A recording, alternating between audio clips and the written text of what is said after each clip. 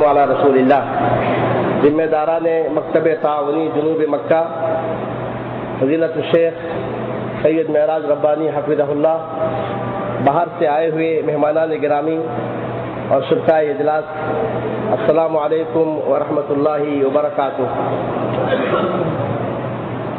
برادران اسلام، جیسا کہ آپ حضرات جانتے ہیں، آج کا یہ اجلاس مکتب تعاونی برائے دعوت و ارشاد اور توعیہ جالیات جنوب مکہ کے زیر اہتمام منعقد ہونے جا رہا ہے۔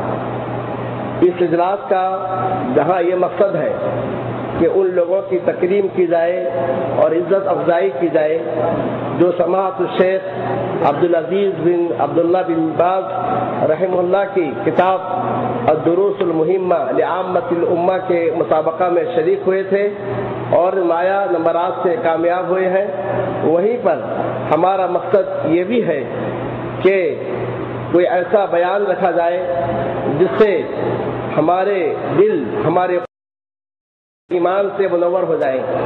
الحمدللہ اس مقصد میں ہمیں کامیابی حاصل ہوئی اور ہم اپنے بھائی برادران الشیخ سید معراج ربانی حفظہ اللہ کا شکر گزار ہیں کہ انہوں نے شدید مصروفیات کے باوجود اور شدید تھکاوٹ کے باوجود ہماری دعوت کو قبول کیا اور آج یہاں آپ حضرات کے سامنے موجود ہیں۔ میں اپنی جانب سے، اپنے متعاونین کی جانب سے، مکتب تعاونی جنوب مکہ سے اور شرکائے اجلاس کی جانب سے شیخ کا خیر مقدم کرتا ہوں، اور اسی کے ساتھ آپ حضرات کو یہ بھی بتانا مقصود ہے کہ اس اجلاس کے چند فقرات ہیں، اور ان فقرات میں سب سے پہلا فقرہ تلاوت کلام مجید کا ہے۔ میں برادر عزیز سعید الرحمان کو دعوت دوں گا کہ وہ اسٹیج پر تشریف لائیں اور قرآن مجید کی تلاوت کریں۔ سعید الرحمان۔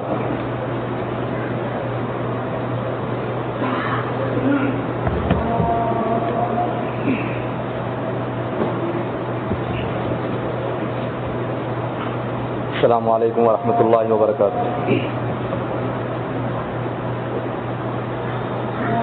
اعوذ باللہ من الشیطان الرجیم،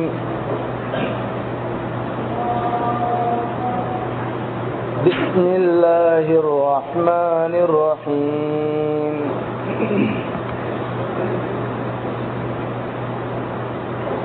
ان ابراہیم کان امۃ قانتا للہ حنیفا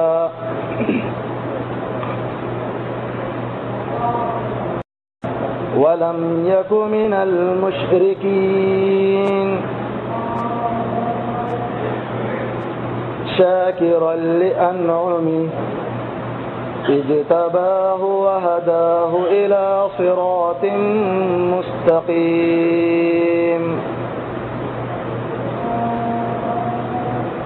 وآتیناہ فی الدنیا حسنہ وإنه في الآخرة لمن الصالحين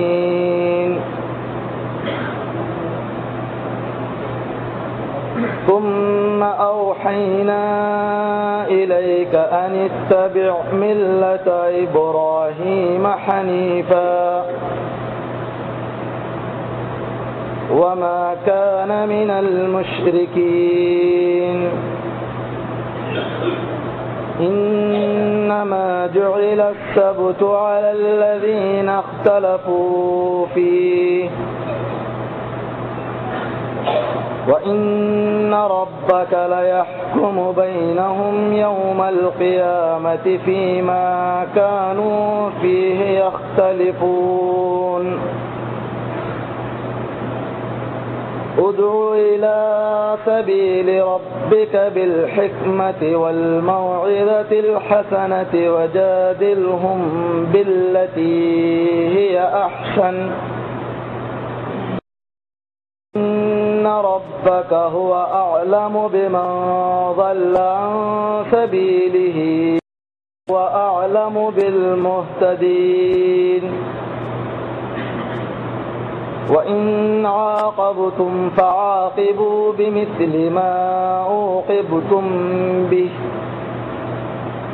وَلَئِنْ صَبَرْتُمْ لَهُوَ خَيْرٌ لِلصَّابِرِينَ وَاصْبِرْ وَمَا صَبْرُكَ إِلَّا بِاللَّهِ وَلَا تَحْزَنْ عَلَيْهِمْ وَلَا تَكُ فِي ضَيْقٍ مِّمَّا يَمْكُرُونَ إِنَّ اللَّهَ مَعَ الَّذِينَ اتَّقَوْا وَالَّذِينَ هُمْ مُحْسِنُونَ صدق اللہ.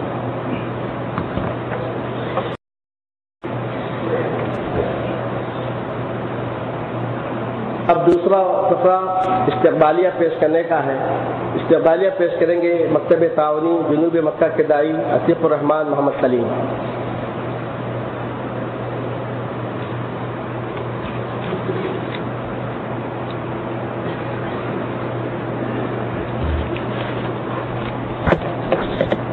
السلام علیکم ورحمۃ اللہ وبرکاتہ.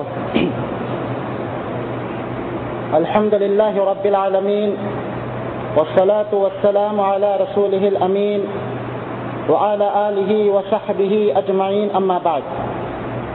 محترم حضرات، جس گھڑی کا شدت سے انتظار تھا اور جس شخصیت کے لیے آپ بے قرار و بیتاب تھے وہ آپ کے سامنے موجود ہیں.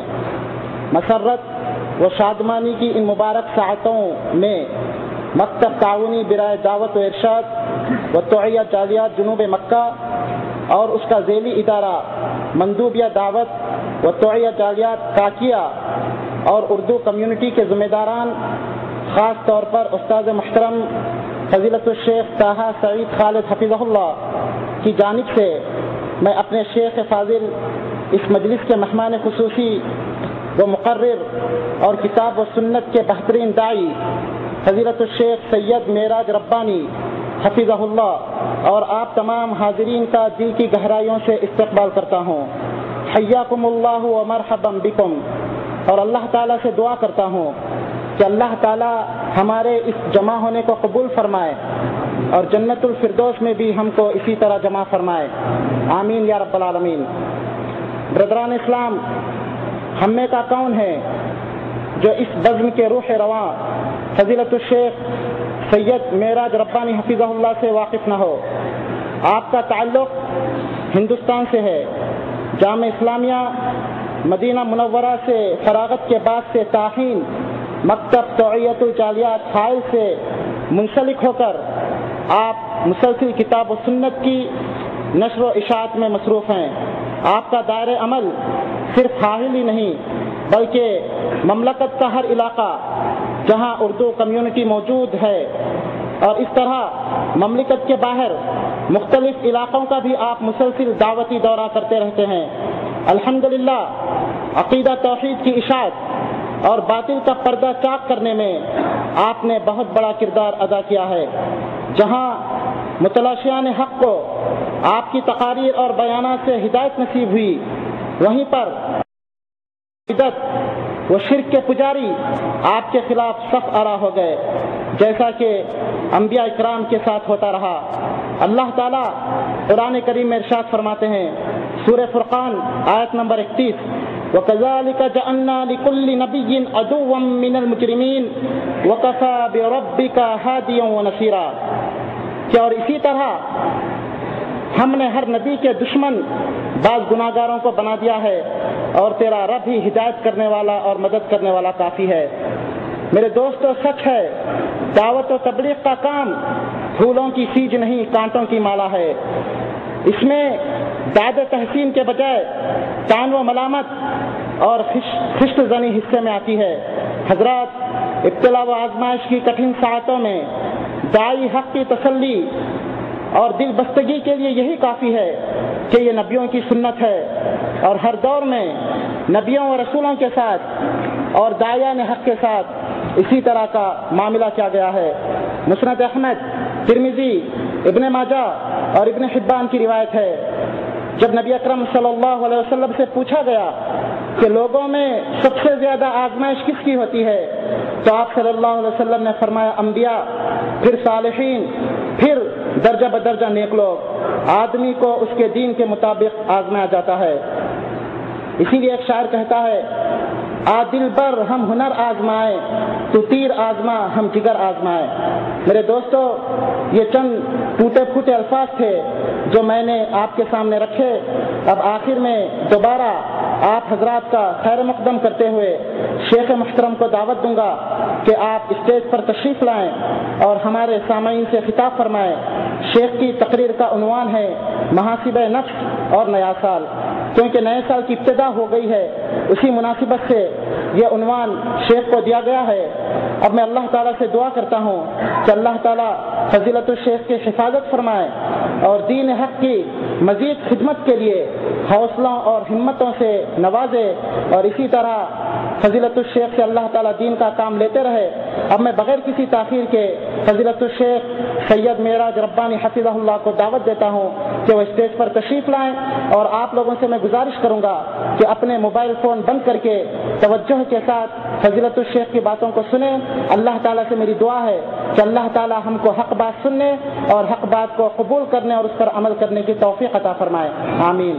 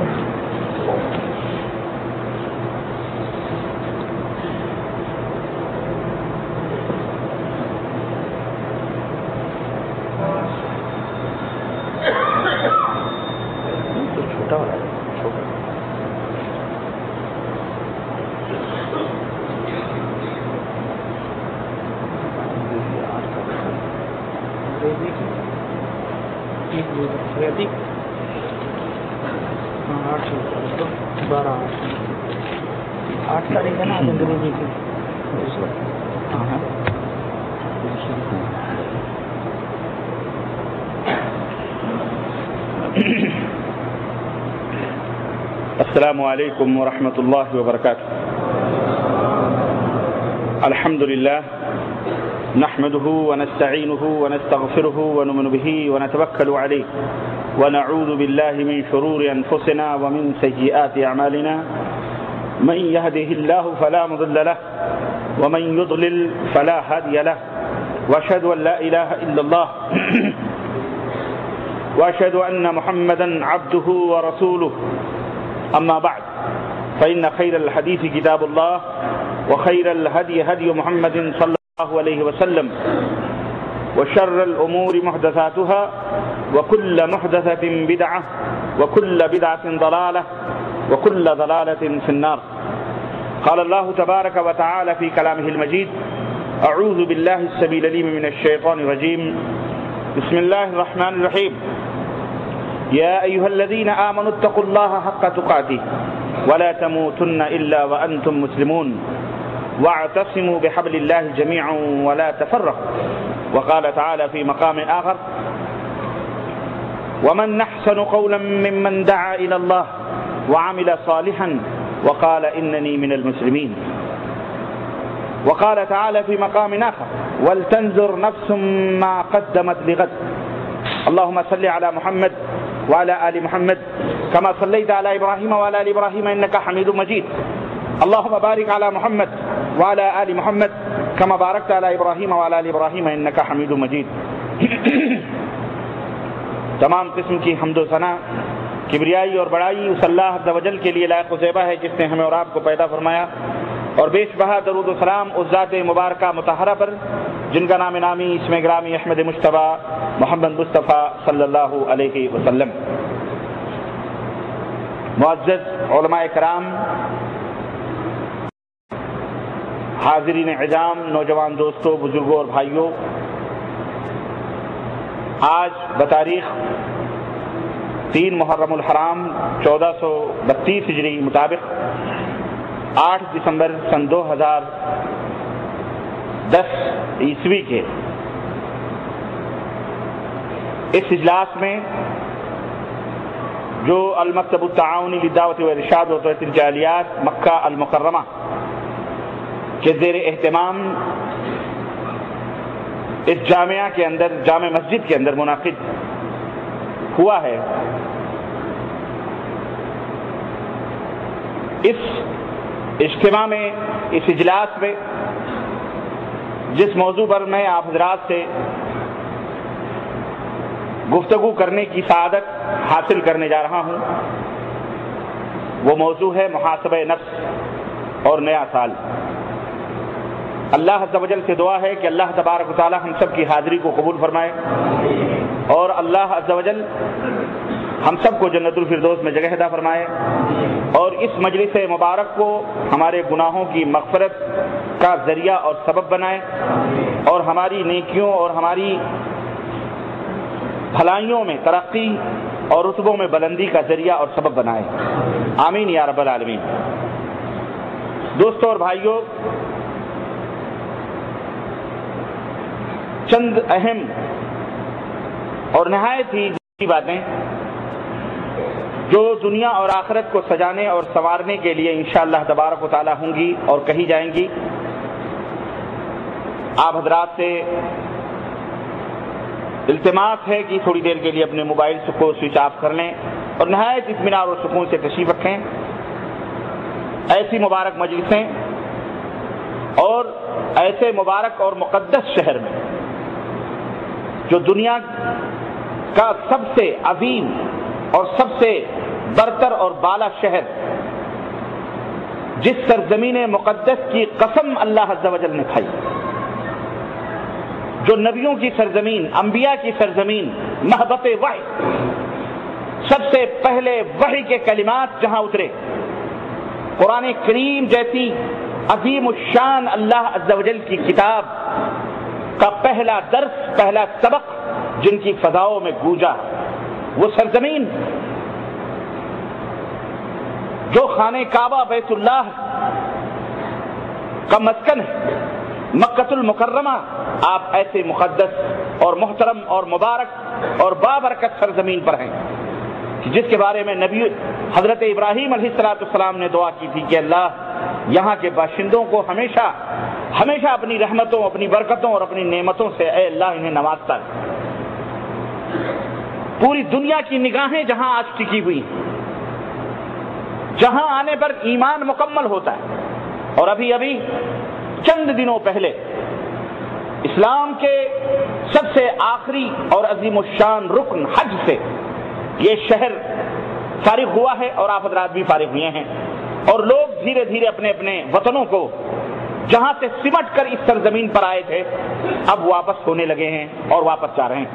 اللہ عز و جل سب کے حج کو قبول فرمائے، اور اللہ تعالیٰ سب کو سلامتی کے ساتھ ان کے وطنوں میں واپس لے جائے، اور اللہ عز و جل جنہوں نے حج نہیں کیا ہے اللہ انہیں پھر دوبارہ یا پھر کسی وجہ سے وہ نہیں آ سکے، اللہ انہیں حج کرنے کی توفیق عطا فرمائے، آمین یا رب العالمین۔ ایسے مبارک اور ایسی مقدس سرزمین پر آپ موجود ہیں، یہ رب ذوالجلال کی قسم اس جیسی مقدس اور اس جیسی بابرکت اور محترم سرزمین دنیا کے کسی بھی کونے کے اندر موجود نہیں۔ آپ غور کریں، یہ کوئی معمولی بات نہیں، یہ بہت اہم بات ہے۔ اور ایسی مقدس سرزمین اور ایسے مبارک سرزمین میں جہاں نبی کا بچپن گزرا، جہاں قرآن کریم کی آیتیں اتری، جو اللہ کا گھر، جہاں فرشتے، وہ بیت معمور خانہ کعبہ جس کا ہم اور آپ طواف کرتے ہیں، خانہ کعبہ نبی کریم صلی اللہ علیہ وسلم ارشاد فرماتے ہیں کہ آسمان کے اوپر جو بیت معمور ہے ایک دوسرا خانہ کعبہ ہے جہاں فرشتے طواف کرتے ہیں، نیچے انسانوں کے لیے یہ اللہ کا گھر بیت اللہ بنایا گیا مکہ مکرمہ کے اندر، اسی کے بالکل اوپر حدیث کے اندر آتا ہے کہ اگر بیت معمور سے کوئی پتھر زمین کی طرف گرایا جائے تو سیدھے خانہ کعبہ کی چھت کے اوپر آ کے رکتے ہیں۔ وہاں بیت معمور ہے اور وہاں فرشتے مسلسل شب و روز طواف کر رہے ہوتے ہیں، اور نبی کریم صلی اللہ علیہ وسلم نے فرمایا کہ فرشتوں میں سے انہیں ایک دفعہ طواف کرنے کی اجازت ملتی ہے، ایک دفعہ طواف کرنے کی اجازت ملتی ہے، اور جو فرشتہ ایک دفعہ طواف کر لیتا ہے اسے پھر دوبارہ قیامت تک طواف کرنے کی اجازت 70,000 فرشتے شب و روز اس کے طواف کر رہے ہیں۔ تو آپ سوچئے اللہ کے کتنے فرشتے ہیں، یہ سب غیب ہیں، یہ اللہ تبارک و تعالی ہی جانتا ہے ان کی تعداد کو، ان کی کثرتوں کو، لیکن جو ہمیں اللہ کے حبیب حضرت محمد الرسول اللہ صلی اللہ علیہ وسلم نے بتلایا اسے ہم جانتے ہیں۔ تو ایسی مقدس سرزمین میں ہم اور آپ موجود ہیں، کلمہ لا الہ الا اللہ پڑھتے ہیں، الحمدللہ ہماری سعادت اور ہماری خوش نصیبی کے لیے یہی بہت بڑی چیز ہے۔ لیکن ایک بات بتاؤں آپ، انسان محترم بننے کی کوشش کرتا ہے، زمین کسی کو محترم نہیں بناتی۔ اس زمین کے مقدس ہونے سے، اس زمین کے محترم ہونے سے، اس شہر کے عظیم ہونے سے، اس شہر کے بابرکت ہونے سے کوئی آدمی یہ سوچ بیٹھے کہ یہ انسان بھی بابرکت ہے، یہ آدمی بھی گریٹ ہے، یہ آدمی بھی بہت ہی عظیم ہے، یہ آدمی بھی بہت بڑا ہے، ایسا نہیں ہے، ایسا نہیں ہے۔ ہم اور آپ اچھی طرح سے جانتے ہیں، اپنے ماضی کو اٹھا کے دیکھو، اپنی تاریخ کو اٹھا کر کے دیکھو، اسی سرزمین پر جہاں بلال حبشی ہوا کرتے تھے، جو ایک غلام کالے کلوٹے جنہیں انہی مکہ کی گلیوں میں گھسیٹا جاتا تھا، جن کے گلوئے مبارک پر ان کا مالک اپنے پیر کو رکھ کر کے ان کو دباتا تھا، کیا جرم تھا ان کا؟ انہوں نے کوئی چوری نہیں کی تھی، انہوں نے زناکاری نہیں کی تھی، انہوں نے کسی کا خون نہیں کیا تھا، انہوں نے کسی کا قتل نہیں کیا تھا، انہوں نے کسی کو تھپڑ نہ مارے تھے، انہوں نے کسی کے ساتھ خیانت نہیں کی تھی، انہوں نے کسی کے ساتھ بدعہدی نہیں کی تھی۔ ان کا جرم صرف یہ تھا کہ انہوں نے یہ اقرار کیا تھا کہ روئے زمین پر جتنے بھی معبودان باطلہ ہیں، جتنے بھی جھوٹے معبود ہیں، جن کی بھی پرستش اور پوجا کی جاتی ہے، یہ سارے کے سارے جھوٹے ہیں۔ سچا معبود حقیقی ساتوں آسمانوں کے اوپر بلند عرش اعظم کے اوپر موجود ہے، وہ ہے اللہ عز و جل، لا الہ الا اللہ، اللہ ہی ہے جو معبود حقیقی ہے، اور اس کے علاوہ کائنات میں کوئی عبادت کا مستحق اور حقدار، یہی جرم تھا ان کا، اس کی سزا بھگت رہے تھے وہ۔ اللہ تبارک و تعالیٰ نے اس کالے کلوٹے غلام کو کیا منزلت عطا فرمائی؟ میرے عزیزوں، میں نے موضوع سوچا، محاسبہ نفس کے اوپر گفتگو ہوگی، اور ہے یہ ہے محاسبہ کرو، ہمیں اپنے نفسوں کا محاسبہ کرنا چاہیے، احتساب کرو ہم کہاں کھڑے ہوئے ہیں۔ میں نے بتلایا زمینیں کسی کو مقدس نہیں بناتی ہیں، شہر کسی کو معزز اور محترم نہیں بناتا ہے۔ علامہ اقبال نے کہا تھا عمل سے زندگی بنتی ہے، جنت بھی جہنم بھی، عمل سے زندگی بنتی ہے، جنت بھی جہنم بھی، یہ خاکی اپنی فطرت میں نہ نوری ہے نہ ناری ہے۔ انسان مٹی کا پتلا اپنے ایمان اور عقیدے اور اپنے عمل سے اللہ کے رحم و کرم کا مستحق بنتا ہے، اور اپنی بدعمالیوں اور بدعقیدگیوں اور بے ایمانیوں سے اللہ کے غضب اور اللہ کے قہر کا جو ہے ذمہ دار بنتا ہے۔ اللہ تعالی ہمیں اپنے قہر سے محفوظ فرمائے، آمین یا رب العالمین۔ حضرت بلال حبشی کالا کلوٹا نبی کا غلام، اللہ اکبر، کیا مقام اللہ نے عطا فرمایا۔ مکہ میں پیدا بھی نہ ہوئے، وہ کہیں اور سے آئے، کیا مقام اور رفعت اللہ نے عطا فرمائی۔ کسی مکہ کی سرزمین پر معراج کے وقت اللہ کے نبی صلی اللہ علیہ وسلم جب یہیں سے سبحان الذی اسری بعبدہ لیلا من المسجد الحرام الی المسجد الاقصی، جب یہیں سے مسجد حرام سے مسجد اقصی اور وہاں سے پھر عرش کا اور آسمانوں کا سفر، اللہ سے ملاقات اور وہاں سے پھر واپسی اور نبیوں کی امامت بیت المقدس کے اندر جب واپس آئے، اللہ کے حبیب صلی اللہ علیہ وسلم نے ایک دفعہ اپنے اسی کالے کلوٹے غلام بلال حبشی سے کیا فرمایا؟ کہا بلال میں جس شب معراج میں گیا ہوا تھا اور جنت کی میں سیر کر رہا تھا، جنت کے گلیاروں کو میرا رب مجھے دکھا رہا تھا، اور میں جنت کی سیر جب کر رہا تھا تو میں نے اپنے آگے آگے تیرے چلنے کی قدموں کی آہٹیں سنی ہیں۔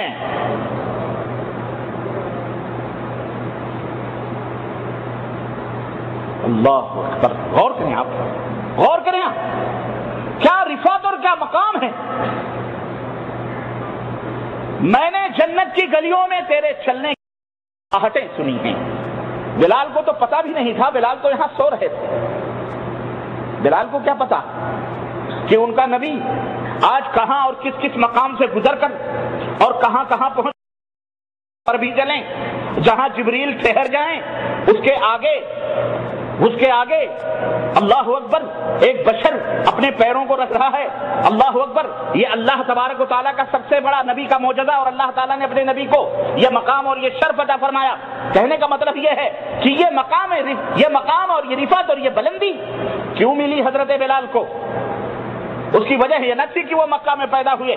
اگر مکہ میں پیدا ہونا ہی سب سے بڑی بلندی اور رفعت کا سبب ہے تو اسی مکہ کے اندر ابو جہل بھی رہا کرتا تھا، اسی مکہ کی وادیوں میں عتبہ بھی رہا کرتے تھے، اسی میں شیبہ بھی تھا، اسی میں ابو جہل بھی تھا، اسی میں ابو لہب بھی تھا، اسی میں دشمنان رسول بھی تھے، اسی میں کلمہ توحید سے بغاوت کرنے والے بھی موجود تھے، اسی میں صحابہ کرام کو ستانے والے بھی موجود تھے، اسی میں نبی کائنات کے سر مبارک پر اوڑھڑیاں رکھنے والے بھی موجود تھے، گلوئے مبارک کو رسیوں یا کپڑوں سے یا رومالوں سے باندھ کر گلے گھونٹنے والے بھی موجود تھے، یہیں پر پیغمبر اسلام کو مارنے والے بھی موجود تھے، کنکر و پتھر سے آپ صلی اللہ علیہ وسلم کو تکلیف پہنچانے والے بھی موجود تھے، یہیں پر وہ بھی موجود تھے جنہوں نے 3 برس کی مدت میں پیغمبر اسلام کو شیب ابی طالب کے اندر محصور کر کر کے اللہ کے نبی کو، ان کے خاندان کو، کلمہ پڑھنے والوں کو تنگ بھی کیا تھا۔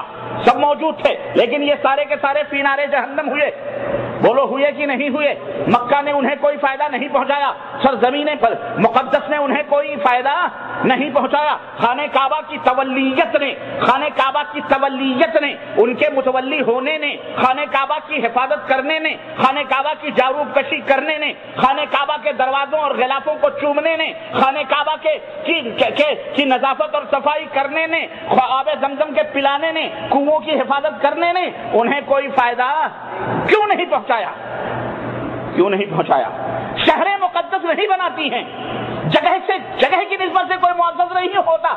اللہ اکبر، مقدس بنے وہ جنہوں نے نبی کائنات حضرت محمد الرسول اللہ صلی اللہ علیہ وسلم نے جب اسی مکے کی سرزمین میں غار حرا، جہاں آپ لوگ جاتے بھی رہتے ہیں، دیکھتے بھی رہتے ہیں، اس وادی سے اتر کر اور جب لوگوں کے سامنے کہا، اے لوگوں، آج مجھے ایک وحی ملی ہے، ایک اشارہ ملا ہے، ایک اللہ کا فرشتہ آیا اور اس اللہ کے فرشتے نے مجھے ایک بات بتلائی ہے، اے مکہ کے لوگوں، اے میرے خاندان کے لوگوں، اے میری قوم کے لوگوں، سنو، قولوا لا الہ الا اللہ تفلحوا، لا الہ الا اللہ کہہ لو فلاح پا جاؤ گے، قولوا لا الہ الا اللہ تملکوا العرب والعجم، لا الہ الا اللہ کہہ لو عرب و عجم کے مالک بن جاؤ گے۔ اس لا الہ الا اللہ جو بندہ، معلوم کیا ہوا کہ آپ اور ہم اس شہر میں موجود ہیں، اس وجہ سے محترم نہیں ہو سکتے، اس وجہ سے مقدس نہیں ہو سکتے۔ زمین کو تو اللہ نے مقدس بنایا ہے کہ نہیں بنایا؟ سرزمین مکہ کو تو اللہ نے محترم بنایا، اس نے اس سرزمین کو پوری دنیا کی بڑی سے بڑی اچھی سے اچھی زمینیں موجود ہیں، یورپ میں بھی موجود ہیں، امریکہ کے اندر بھی موجود ہیں، جناب علی مشرق میں بھی موجود ہیں، مغرب میں بھی، شمال میں بھی، جنوب میں بھی، دنیا کے گوشے گوشے بہت ہیں، سب اللہ نے بنائی ہیں، لیکن ان سارے زمینوں میں نظر انتخاب اگر رب ذوالجلال کا پڑتی ہے تو کہاں پڑتی ہے؟ سرزمین مکہ پہ پڑتی ہے، حجاز مقدس میں پڑتی ہے، اس مقدس عرب کی سرزمین پر پڑتی ہے۔ اللہ نے اس شہر مبارک کو شہر مقدس بنایا، اللہ نے اسے بلد امین کہا، اللہ نے اسے ام القری کہا ہے۔ کیا کہا ہے؟ دنیا کی ماں، دنیا کی بستیوں کی ماں، قریوں کی ماں، ام القری۔ عرض کرنے کا مطلب یہ ہے میرے عزیزوں، میرے دوستوں، ہمیں اپنے آپ کو احتساب کرنا چاہیے، سوچنا چاہیے کہ ہم اگر یہاں موجود ہیں تو دنیا کے لوگ ہمیں سمجھتے ہیں کہ میرا بیٹا، میرا بھائی، میرا باپ، میری بستی کا آدمی، میرا پڑوسی، میرے خاندان کا آدمی مکہ مکرمہ میں کام کر رہے ہیں، کچھ بھی کر رہے ہوں، غرض نہیں ہے قطع نظر اس کے، لیکن دنیا والے آپ کو بڑے تقدس کی نگاہوں سے دیکھتے ہیں۔ جب یہ کہا جاتا ہے بھائی آپ سعودی عرب میں کہاں کام کرتے ہیں، کہنے والا آپ سنتے ہیں، آپ کے گھر والے جانتے ہیں، اگر آپ سے سوال ہوا تو آپ کہتے ہیں میں مکہ مکرمہ میں کام کر رہا ہوں، گھر والے کہتے ہیں میں مکہ مکرمہ میں کام کر رہا ہوں، رشتہ دار کہتے ہیں میرا بیٹا مکہ مکرمہ میں کام کر رہا ہے، میرا بھائی مکہ مکرمہ میں کام کرتا ہے، سب کچھ مکہ مکرمہ میں، لیکن آپ اپنے نفسوں کا، ہم کو اپنے نفسوں کا احتساب کرنا چاہیے، سوچنا چاہیے، غور و فکر کرنا چاہیے، اپنے اپنے گریبانوں میں منہ ڈال کر کے سوچنا چاہیے کہ مکہ مکرمہ میں رہنے سے کیا ہوتا ہے۔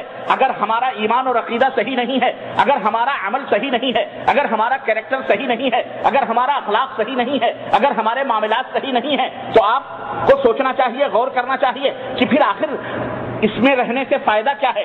کیوں ہماری تاریخ بتلاتی ہے، قرآن بتلاتا ہے، حدیث بتلاتی ہے، اور جناب علی ہماری ہسٹری، ہمارا اتہاس بتلاتا ہے، انبیاء علیہ الصلوۃ والسلام کے فرمودات بتاتے ہیں کہ زمینیں مقدس ہوں، مبارک ہوں، شہر مبارک اور مقدس ہو، اس کی وجہ سے انسان مکرم اور محترم اور مقدس اور معزز اور مکرم نہیں بن سکتا ہے جب تک کہ اس کا اپنا خود کا کردار، اپنا خود کا عمل، اپنا خود کا اخلاق، اس کا اپنا خود کا ایمان اور اس کا اپنا خود کا عقیدہ اس طرح نہیں ہوگا جس طرح مقدس لوگوں کا، محترم لوگوں کا، معزز لوگوں کا پیغمبر اسلام حضرت محمد الرسول اللہ صلی اللہ علیہ وسلم جیسا نہ ہو، ان کے صحابہ حضرت سیدنا ابو بکر صدیق جیسا ایمان اور عقیدہ نہ ہو، حضرت سیدنا عمر فاروق اعظم جیسا ایمان اور عقیدہ نہ ہو، حضرت سیدنا عثمان غنی جیسا ایمان اور عقیدہ نہ ہو، حضرت سیدنا علی ابن ابی طالب رضی اللہ تعالیٰ عنہ جیسا ایمان اور عقیدہ نہ ہو، حضرت خدیجۃ الکبریٰ،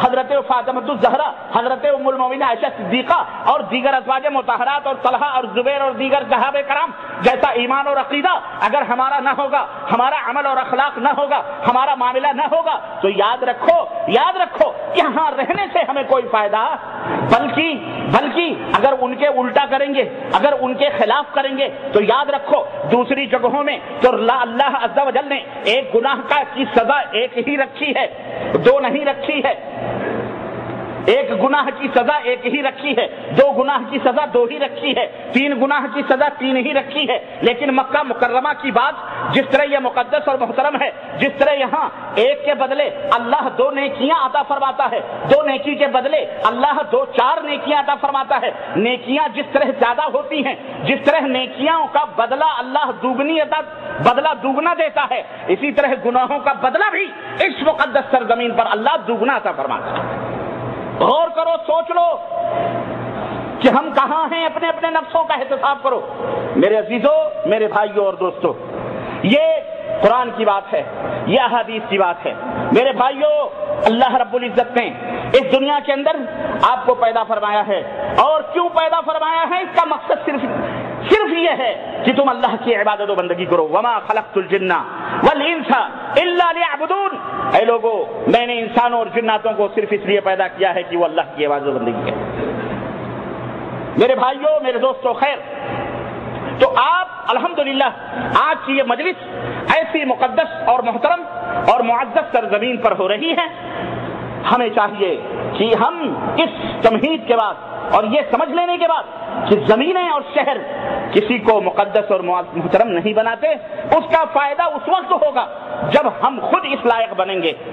زمین اچھی ہو، بارش ہو، زمین اچھی ہو تب جا کر کے وہاں سبزے اگتے ہیں، ورنہ بارش تو بہت ہوتی ہے۔ اسی زمینوں میں کچھ زمینیں ایسی ہوتی ہیں جو جناب علی پانیوں کو جمع کر لیتی ہیں لیکن ان کو کوئی فائدہ نہیں ہوتا، چرند اور انسان فائدہ اٹھاتے ہیں، خود کو فائدہ نہیں ہوتا۔ یہی زمینیں کچھ ایسی بھی ہیں کہ جناب علی بارش ہوتی ہے، خود بھی جذب کرتی ہیں وہ زمینیں پانی کو، پیتی بھی ہیں، اور پھر وہاں سے سبزے بھی اگتے ہیں، پھل فروٹ بھی اگتے ہیں، دال دلہن بھی پیدا ہوتے ہیں، چاول گیہوں بھی پیدا ہوتے ہیں، مختلف قسم کے اناج پیدا ہوتے ہیں جن سے انسان جنات سب فائدہ اٹھاتے ہیں، چرند و پرند بھی فائدہ اٹھاتے ہیں، اور جناب علی جانور چوپائے بھی فائدہ اٹھاتے ہیں، غرض پوری دنیا فائدہ اٹھاتی ہے۔ زمین اس پانیوں کو جذب کر لیتی ہے اور پھر نیچے سے سبزے اگاتی ہے، دنیا سے فائدہ اٹھاتی ہے۔ اور کچھ زمینیں ایسی ہوتی ہیں جہاں دن رات بارش ہو تو وہاں پر ایسا ہوتا ہے کہ نہ وہاں وہ خود بھی کوئی فائدہ زمین اٹھاتی ہے اور نہ ہی وہاں سے کوئی دوسروں فائدہ اٹھاتے ہیں۔ چٹیل زمین بارش ہوئی اور پھسل کر کے وہ بارش پھر چلی گئی کہیں نہروں میں، ندیوں میں، نالوں میں، نہ اسے فائدہ، نہ اس نے خود فائدہ اٹھایا، نہ دوسروں کو فائدہ اٹھایا۔ ایسے نہ بنو ایسے کہ یہ قرآن و سنت کی برکھا اور یہ سرزمین مکہ اور یہاں اللہ اور اس کے رسول کی باتیں اور قرآن و حدیث کی باتیں، میرے بھائیوں، میرے معزز دوستوں، اے مسلمانوں، یا ایھا الانسان ما غرک بربک الکریم، اے انسانوں تمہیں کتنے مغرور میں ڈال رکھا ہے. واللہ ایک دن موت، ایک دن اجل تمہارے سرہانے آ کے کھڑی ہوگی، ایک دن موت کا فرشتہ تمہارے سامنے آگے کھڑا ہوگا، اور ایک نہ ایک دن اس دنیا کو جانا ہے. یہ ان فی اختلاف اللیل والنہار، اللہ نے فرمایا یہ رات اور دن کا جو آنا اور جانا ہے، یہ رات اور دن کا آنا اور جانا ہے، اس کے اندر تمہارے لیے بہت بڑی نصیحتیں ہیں. اللہ، رات آتی ہے دن چلا جاتا ہے، دن آتا ہے رات چلی جاتی ہے، اس میں کیا، اس اختلاف میں، اس پیدر پہ آنے اور جانے میں اے بار الہ، اس میں کیا ہمارے لیے عبرت ہے، اس میں کیا نصیحت ہے، اس میں کیا دروس ہیں، اور اس میں کیا ہمارے لیے فوائد ہیں. اللہ فرماتا ہے بے شک اس کے اندر فوائد ہیں. اے لوگوں سنو، یہ رات اور دن جو تم گزارتے ہو، تمہاری زندگی کا ایک ایک لمحہ اس طرح پگھل رہا ہے جس طرح سے کہ پانی کے اندر نمک ڈال دیا جائے تو نمک پگھل جاتا ہے. ابھی 1431 گزرے ہوئے 2 دن ہو رہے ہیں، اور ہم 1432 کے اندر ہم نے قدم رکھ لیے. اللہ اکبر. آپ غور کریں، آپ ذرا سوچیں کہ اگر اس بندے نے 1431 کا آپ محاسبہ کریں، ایک ایک مہینے کو اپنے دماغوں میں رکھیں اور 12 مہینوں کو سامنے رکھتے ہوئے آپ احتساب کریں، سوچیں کہ ہم نے اس میں کتنے اچھے کام کیے ہیں، ہم نے اس میں کتنی بھلائیاں کی ہیں، ہم نے اس میں ہمارا کیریکٹر کیا رہا، ہمارا ایمان کیسا رہا. اپنے ایمان کو دیکھیے، اپنے ایمان کا کو تولیے وزن کیجئے. حاسبو قبل ان تحاسبو، اس سے پہلے کہ تمہارا حساب لیا جائے تم اپنا حساب کیلکولیٹ کرو یہاں پہ پہلے. اور ہر انسان اللہ کی قسم اس رب کے قرآن کو سامنے رکھتے ہوئے، اس قرآن کریم کو آئینہ بناتے ہوئے، اس اللہ کے کلام کو میزان بناتے ہوئے، اور پیغمبر اسلام حضرت محمد الرسول اللہ صلی اللہ علیہ وسلم کے فرمودات کو ترازو بناتے ہوئے، اللہ عز و جل کی قسم کھا کے میں کہتا ہوں ہر انسان اپنے جنت اور جہنم میں جانے کا خود ہی فیصلہ کر سکتا ہے. یہی دنیا کے اندر اللہ جو فیصلہ کرے گا وہ اللہ کو پتا ہے، اللہ جانتا ہے. لیکن انسان اس کو میزان بنا کر، اس کو ترازو بنا کر، اپنے آپ کو اس کے کٹ گھرے میں کھڑا کر کے خود پوچھ سکتا ہے، کہہ سکتا ہے، کیلکولیٹ کر سکتا ہے، اور خود ہی فیصلہ کر سکتا ہے کہ وہ جنت میں جانے والا ہے، جہنم میں جانے والا ہے. کیوں غفلت ہے؟ کلمہ آپ نے کیوں پڑھا ہوا ہے؟ ہم مسلمان کیوں ہوئے ہیں جہنم میں جانے کے لیے؟ نہیں، ہم اسلام کے اس حسین اور خوبصورت گھر کے اندر، محل کے اندر موجود ہیں اس لیے نہیں کہ جب ہم یہاں سے رخصت ہوں، اس دنیا سے رخصت ہوں اور ہماری سانس ختم ہو اور موت کا فرشتہ ہمیں لے جائے تو ہم جہنم کے اندر جائیں. ہم اس لیے نہیں نمازیں پڑھتے، ہم اس لیے روزے نہیں رکھتے، ہم اس لیے حج نہیں کرتے کہ ہم جہنم میں جائیں، ہم اس لیے اچھے بننے کی کوششیں نہیں کرتے کہ ہم جہنم میں جائیں، بلکہ ہم اور آپ نے کلمہ پڑھا ہے اس لیے پڑھا ہے تاکہ ہم اللہ عز و جل کی رضا اور اس کی خوشنودی حاصل کریں اور جنت الفردوس میں ہمارا مقام ہو. اللہ سے یہی مانگتے بھی ہیں کہ اے بار الہ ہمیں جنت الفردوس میں جگہ عطا فرما اور ہمارا حصہ جنت الفردوس میں عطا فرما، اور اللہ ہم سب کو جنت میں داخل فرما. ہماری آرزو، ہماری خواہش، ہماری تمنا، ہماری چاہت اور ہماری حسرت بھی یہی ہے، اور ہماری اللہ عز و جل سے دعا بھی یہی. کوئی بھی جہنم میں نہیں جانا چاہتا، تو جب یہ حقیقت ہے کہ ہم سب آپ جہنم میں نہیں جانا چاہتے تو پھر فیصلے کی گھڑی موجود ہے. ہم خود فیصلہ کریں جب ہمیں پتا بھی نہیں ہے کہ آنے والا لمحہ ہماری زندگی کا لمحہ ہے یا ہماری موت کا لمحہ ہے. ہم آگے قدم جو بڑھا رہے ہیں وہ موت کی طرف بڑھا رہے ہیں کہ ہم کس کی طرف بڑھا رہے ہیں ہم کو یہ پتا نہیں ہے. تو ہم آخر کیوں خواب غفلت اور خواب خرگوش کی نیند میں پڑے ہوئے ہیں؟ کیوں خواب خرگوش میں سو رہے ہیں؟ ہم کیوں نہیں بیدار ہوتے؟ ہمارے دلوں پر کیوں نہیں چرخے لگتے؟ ہم کیوں نہیں پریشان ہوتے؟ ہم کیوں نہیں متفکر ہوتے؟ ہمیں کیوں نہیں سمجھ آتی؟ ہمیں کیوں نہیں اللہ رسول کی باتیں سمجھ میں آتی؟ اور ایک بات اور بتاؤں گا، یہ یقینی طور پر فیصلہ ہے، اللہ نے قرآن کو نازل فرما دیا ہے. یاد رکھو قرآن آج سے 1400 برس پہلے نازل ہو چکا ہے، اور الحمدللہ ہم اہل السنہ والجماعہ کا یہ عقیدہ ہے کہ اس کے ایک ایک حرف وحی الہی ہیں، اللہ نے نازل فرمائے ہیں، اور الحمدللہ اس میں کوئی تحریف اور تغیر اور تبدیلی نہیں ہوئی ہے، اور نہ ہی قیامت تک ہوگی انشاءاللہ تعالی. کرے گا بھی اگر کوئی تو انشاءاللہ پکڑا جائے گا، ذلیل ہوگا، رسوا ہوگا۔ ہم اس میں تبدیل اور تحریف ہونے بھی نہیں دیں گے، اور اللہ نے خود اس کی حفاظت کی ذمہ داری لی ہے۔ انا نحن نزلنا الذکر وَإِنَّا لَهُ لَحَافِظُونَ۔ ہم نے اس اسلام کو، اس دین کو، اس قرآن کو نازل فرمایا، اس حدیث کو اتارا ہے، اور ہم ہی اس کی حفاظت کریں گے۔ ہم کو اس بات کا ایمان ہے اور ہمارا یہ عقیدہ ہے کہ قیامت تک یہ دین اسلام جاری اور ساری رہے گا۔ اس کو مٹانے والے، اس کے اوپر قدغنے لگانے والے، اس کے اندر تبدیلیاں پیدا کرنے والے، اس کے اندر کچھ ہیر پھیر کرنے والے، اس کے اندر تحریف اور تغییر کرنے والے، اس کے خلاف شکوک و شبہات پیدا کرنے والے، خود کلمہ پڑھ کر مسلمانوں جیسی شکل و صورتیں بنا کر، مسلمانوں کے درمیان گھس کر مسلمانوں میں پھوٹ ڈالنے والے، مسلمانوں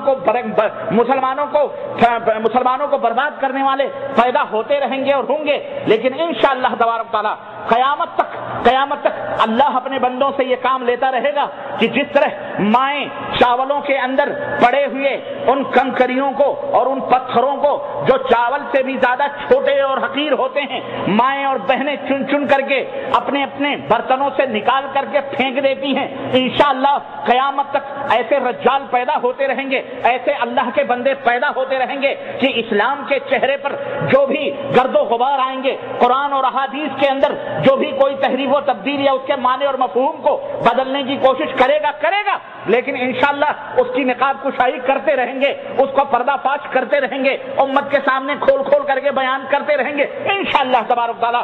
اس کے لیے چاہے ان کی گردنیں چلی جائیں، چاہے ان کے خون سے زمین کو لالہ زار بنا دیا جائے، چاہے انہیں قید و بند کی زندگی گزارنے کے اوپر مجبور کر دیا جائے، لیکن کبھی بھی انشاءاللہ تبارک تعالیٰ وہ خاموش نہیں رہیں گے انشاءاللہ تبارک تعالیٰ۔ ستیزہ کار رہا ہے ازل سے تا امروز، چراغ مصطفی سے شرار بو لہبی، اور یاد رکھو اس اسلام کو، اس قرآن کو، اس دین حبیب کو اور اس دین رسول کو غیروں سے اتنا نقصان نہیں پہنچا جتنا خود کلمہ پڑھ کر کلمہ پڑھنے والوں نے اس اسلام کی راہوں میں رکاوٹیں پیدا کی ہیں اور آج تک پیدا ہو رہی ہیں اور پیدا کی جا رہی ہیں۔ مسلمانوں، میرے کہنے کا مقصد یہ ہے کہ ہر مسلمان کا یہ ایمان اور عقیدہ ہے، اور قیامت کے دن یہ عذر نہیں چلے گا۔ رب نے یہ قرآن نازل فرمایا اپنے نبی پر حضرت محمد الرسول اللہ صلی اللہ علیہ وسلم پر، اور رب نے اپنے حبیب حضرت محمد الرسول اللہ صلی اللہ علیہ وسلم کو اس کائنات میں مبعوث فرمایا حق دے کر کے۔ والذی ارسل رسولہ بالہدی ودین الحق لیظہرہ علی الدین کلہ، وہ رب وہ ہے جس نے اپنے حبیب حضرت محمد الرسول اللہ صلی اللہ علیہ وسلم کو دین حق دے کر کے اور عمل صالح دے کر کے صحیح عقیدہ اور صحیح عمل دے کر کے اس دنیا کے اندر بھیجا ہے، تاکہ کائنات کے تمام ادیان اور کائنات کے تمام مذاہب، کائنات کے تمام اوہام و خرافات، تمام خیالات اور تمام مذنات اور تمام افکار اور تمام فلسفے اور تمام حکمتیں منسوخ کر کے اس میں صرف رب کے قرآن اور حضرت محمد الرسول اللہ صلی اللہ علیہ وسلم کے فرمان کی اجارہ داری ہوگی، اور کسی کی اجارہ داری چل سکتی؟ یاد رکھو، یہ ہمارا ایمان عقیدہ۔ اللہ نے قرآن میں فرمایا، سنو، رب ذوالجلال نے ارشاد فرمایا وَأَنَّ هَذَا صِرَاطِي مُسْتَقِيمًا فَاتَّبِعُوهُ وَلَا تَتَّبِعُوا السُّبُلَ فَتَفَرَّقَ بِكُمْ عَنْ سَبِيلِهِ ذَلِكُمْ وَصَّاكُمْ بِهِ اللَّهُ لعلكم تفلحون، لعلكم تتقون یا تفلحون، لعلكم تتقون۔ اللہ، وَأَنَّ هَذَا صِرَاطِي مُسْتَقِيمًا فَاتَّبِعُوهُ، اللہ نے اپنے نبی کی زبان مبارک پر ان آیات کو جاری فرمایا اور کہا ہے میرے حبیب، میرے بندوں سے واضح طور پر دو ٹوک میں یہ بات کہہ دو کہ اے لوگو، یہی میری سیدھی راہ ہے، وَأَنَّ هَذَا صِرَاطِي مُسْتَقِيمًا، یہی میری صراط مستقیم ہے، یہی میری سیدھی راہ ہے، فَاتَّبِعُوهُ، اے لوگو اسی صراط مستقیم کی اتباع کرو، اسی صراط مستقیم پر چلو، وَلَا تَتَّبِعُوا السُّبُلَ، اور اس کے علاوہ بہت سارے سبل ہیں، سبیل کی جمع سبل، سبیل وہ نہیں جو آپ کے دماغوں میں سبیل کا نام لے کر کے بھی آ گیا ہوگا، یہ میری بڑی بری عادت ہے، آپ اسے عادت کہہ لیں، بری کہہ لیں، اچھی کہہ لیں، پتہ نہیں کیوں آ جاتی ہے بات دماغ میں، تو میں ذرا پردہ ہٹا دیتا ہوں۔ لوگوں کو بڑا شکوہ ہوتا ہے، یار تم بڑا کھول کے بیان کر دیتے ہو۔ سبیل نہیں جو ہمارے ملکوں میں چوراہوں پہ لگی ہوتی چلو اگر وہی سبیل مان لو تو اللہ کہہ رہا وَلَا تَتَّبِعُوا السُّبُلَ، ان سبیلوں کے پاس مت جاؤ، اعوذ باللہ، یہ مقصد نہیں ہے اللہ کا، یہ مقصد نہیں ہے اللہ۔ میں نے اس کو کہتے ہیں نا جس کا جوتا اسی کے سر، میری عادت ہے میں ذرا سا پنچ لگاتا ہوں، تھوڑا سا لگا دیتا ہوں، اور یہ پنچ بہت بھاری پڑتا ہے میرے لیے کہیں کہیں۔ 8-10 مہینے کے بعد آپ حضرات کی خدمت میں حاضر ہوں، جیل کی سلاخوں کے پیچھے بھی ڈھکیلا گیا مجھے، لیکن یہ سعادت کی بات ہے، اللہ تعالیٰ قبول فرمائے تو بہت بڑی بات، کوئی بات نہیں۔ یہ آپ لوگوں کی دعائیں جو تھی نا، بہت سارے لوگ کہتے ہیں میری دعائیں، ہم نے کہا آپ ہی کی نہیں، میری ماؤں، بہنوں، بیٹیوں، بھائیوں نے تہجد میں، سجدوں میں، مکے میں، مدینے میں، ہر جگہ میرے لیے دعائیں کی ہیں، اور ان دعاؤں کا ثمرہ میں آپ کے سامنے موجود ہوں۔ سوچو اللہ تعالیٰ دعاؤں کو کس طرح قبول فرماتا ہے۔ میں آپ سب کا، اور جہاں جہاں میری آواز جا رہی ہے، میرے سننے والے بھائی بہن بچے، میں سب کا میں شکر گزار ہوں کہ اللہ تعالیٰ آپ جہاں بھی رہیں، اللہ آپ کو معزز، محترم، مکرم بنا کے رکھے، اور آخرت میں بھی اللہ آپ کو آپ کے تمام عیبوں کی پردہ پوشی فرمائے، اور اللہ سیدھے کہتے چلے جاؤ جنت کی، آمین یا رب، وہ غفور الرحیم۔ یہ آپ کی دعاؤں کا نتیجہ اور ثمرہ ہے کہ آج یاروں نے تو بہت سارے جال بچھائے تھے، ایسے کڑے کڑے جال کہ اللہ اکبر، اللہ ابھی تک موجود ہیں، وہ کانٹے موجود ہیں، ایسا نہیں کہ ختم ہو گیا ہے، ابھی تو ضمانت ہے، اب اس کے بعد پتہ نہیں کیا ہوگا، اللہ تعالیٰ جو بھی ہوگا آسان کرے گا انشاءاللہ، بس دعا کرو۔ اب ہمارے پاس بہت بڑا ہتھیار ہے، بہت بڑا ہتھیار ہے، اور یہاں میں یہی فوراً بتا دیتا ہوں ہتھیار کیا ہے، نہیں تو یار لوگ کیا کرتے ہیں، اب بہت بڑا ہتھیار ہے نا، اور خطرناک ہتھیار ہے، اتنا کٹ کر لیں گے کیسٹ سے، ہاں، اور جو میں آگے بتاؤں گا اس کو ختم کر کے کورٹ اور عدالت میں کہیں گے مائی باپ یہ دیکھو کہہ رہا ہے میرے پاس بہت بڑا ہتھیار ہے، یہ تو دہشت گرد ہے، ٹیررسٹ ہے، اس کے پاس ہتھیار، جب اس کو ریپیٹ کریں گے ہتھیار ہے، ہتھیار ہے، ہتھیار ہے، ہتھیار، یہ معراج ربانی بول رہا ہتھیار ہے، ہتھیار ہے، تفتیش کرو اس کے گھر میں کون کون سا ہتھیار موجود ہے، کوئی غیر نہیں، کوئی غیر نہیں، افسوس تو اسی بات کا ہے، کوئی غیر نہیں۔ تم یہ نہ کہو ہندو بیچارے، انہیں بیچاروں کو تو فکر ہی نہیں، یہ ہمارے کلمہ پڑھنے والے، لا الہ الا اللہ محمد الرسول مسلمان وکیل عوام بیوقوف بنایا ہوا ہے، کورٹ کو بھی، عدالت کو بھی، پولیس والوں کو بھی، سب کو گمراہ کر کے جھوٹ، اے اللہ لعنت اللہ علی الکاذبین، خانہ کعبہ کی مقدس سرزمین پر اللہ جھوٹوں پر لعنت نازل فرمائے، اور انشاءاللہ وہ اپنے حشر کو پہنچیں گے انشاءاللہ۔ اگر یہاں تو بغیر توبہ اگر مر گئے تو پھر تو جہنم مقدر ہے، کیونکہ اللہ یہ درگاہی، مزاری، قبوری، یہ سب یہ شرک کرنے والوں کو اللہ جنت حرام کر دیا۔ یاد رکھیں، بد عقیدہ جنت میں جا سکتا نہیں جا سکتا، ارے بے عمل ہے، ہو سکتا ہے اللہ معاف کر دے، لیکن جس کا عقیدہ ہی غلط ہے، جس کا ایمان ہی گندا ہے، وہ کبھی جنت میں جا سکتا؟ اللہ اکبر، اس قدر جھوٹ۔ شاید یہ رب کی مرضی تھی کہ یہ سفر بھی، یہ جیل کی یاترا بھی ہمارے لیے شبھ ہو جائے۔ چلو اللہ تعالیٰ اس جیل سے ہمیں محفوظ رکھے، دنیا کی جیلیں کیا ہیں، لیکن الحمدللہ اللہ کا شکر اور اس کا احسان، بڑے اچھے لوگ ملے، چاہے جیل میں تھے چاہے پولیس والے، سب بیچارے اچھے تھے، ایسی بات نہیں تھی، سب حقیقتوں کو سمجھنے والے بھی ہیں، اور یہ وہ سمجھواتا ہے نا اوپر والا دماغوں میں اللہ۔ پچھلے ہفتے میری تقریر تھی وہاں بریدہ کے علاقے میں، حی البشر میں، وہاں شیخ محمد بن عبد الوہاب رحمۃ اللہ علیہ کے بارے میں، ان کی سیرت کے بارے میں میرا موضوع تھا۔ اس میں ایک واقعہ ذکر ہوا اس واقعے کا کہ جب احسا سے شیخ محمد بن عبد الوہاب رحمۃ اللہ علیہ کو احسا کے امیر نے باہر نکالا اور کہا کہ احسا کے امیر نے عثمان معمر سے کہا کہ ان کو اپنے شہر سے باہر نکالو، درعیہ سے، ورنہ جو ہے کیا کہتے ہیں درعیہ یا وینا تھا غالباً، وہاں سے باہر نکالو نہیں تو ہم تمہارا خرچہ پانی بند کر دیں گے۔ تو اس نے باہر نکالا، اور بلکہ اس نے قتل کرنے کے لیے بھی روایات کے اندر آتا ہے ایک شخص کو مقرر کیا کہ انہیں ہمارے حدود سے باہر کر دو، اور راستے میں موقع پانا تو ان کو ختم بھی کر دینا۔ وہ گھوڑے پر، اور شیخ محمد بن عبد الوہاب مجدد وقت شیخ الاسلام، وہ شخص پیدل تپتے ہوئے صحرا میں دھوپ میں، اللہ اکبر، پیدل چلتا ہوا، آگے آگے وہ اور پیچھے پیچھے وہ گھوڑے پہ بیٹھا ہوا شخص۔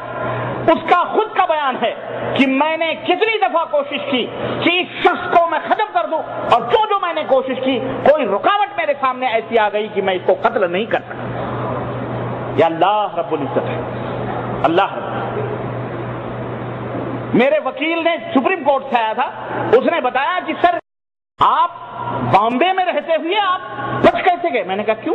بولے 8 مہینے بھگوان، ہندو تھا بیچارہ، اس نے کہا 8 مہینے بھگوان نے آپ کی رکشا کی ہے، ورنہ آپ کے سر کی تو سپاری دی گئی ہے کہ اس شخص کو ختم کر دیا جائے۔ کس نے دی؟ غیر مسلموں نے نہیں، ہندوؤں کافروں نے نہیں، یہ ہمارے کلمہ پڑھنے والے میٹھے میٹھے بھائیوں نے۔ اللہ انہیں ہدایت عطا فرمائے، بولو آمین۔ اے اللہ انہیں ہدایت عطا فرما دے، اے اللہ یہ بھولے بھالے لوگ ہیں، یہ ہمیں ختم کرنے کے چکر میں ہم ان کی زندگی کی دعا دیتے ہیں۔ یہی تو فرق ہے۔ علامہ احسان الہی ظہیر رحمۃ اللہ علیہ پاکستان میں کہا کرتے تھے، لوگوں تم کیوں ملول خاطر ہوتے ہو، تم کیوں غمزدہ ہوتے ہو؟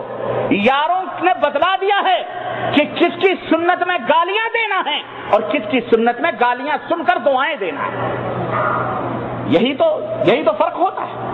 اللہ ان بھولے بھالے بیچارے عوام کو ہدایت عطا فرمائے، جن کو ان مولویوں نے ان مرغے اور مسلم دبا کر اور زاربندے ڈھیلی کر کے کھانے والوں کو اللہ انہیں ہدایت عطا فرمائے، اور انہیں گمراہ کرنے والوں کو اللہ ذلیل و رسوا فرمائے۔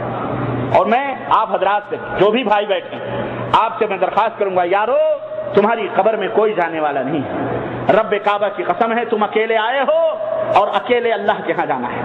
اس لیے کسی مولوی، کسی پیر پگاڑے اور کسی صوفی اور کسی فلانی یا کسی ڈھکانی کا آپ اس دنیا کے اندر کوئی کہے دامن پکڑ لو، فلانا کر لو، ڈھکانا کر لو، کوئی فائدہ نہیں ہے۔ یاد رکھو رب کی قسم ہے، جب تک تمہارے ہاتھوں میں پیغمبر اسلام حضرت محمد الرسول اللہ صلی اللہ علیہ وسلم کا سچا اور پکا دامن نہیں آئے گا، وہ دامن احادیث، کوئی عذر اللہ تعالیٰ کے ہاں قابل قبول نہیں۔ اور سنو، یہیں ایک بات اور بتاتا ہوں، پھر آگے میں بڑھتا ہوں کہ تم کہیں بھی رہنا جھوٹ نہ بولو، سجن رے جھوٹ مت بولو، سجن رے جھوٹ مت بولو، خدا کے پاس جانا ہے، وہاں گھوڑا ہے، نہ گاڑی ہے، نہ اکا ہے، وہاں تنہا ہی جانا ہے۔ سجن رے جھوٹ مت بولو، جھوٹ نہ بولو۔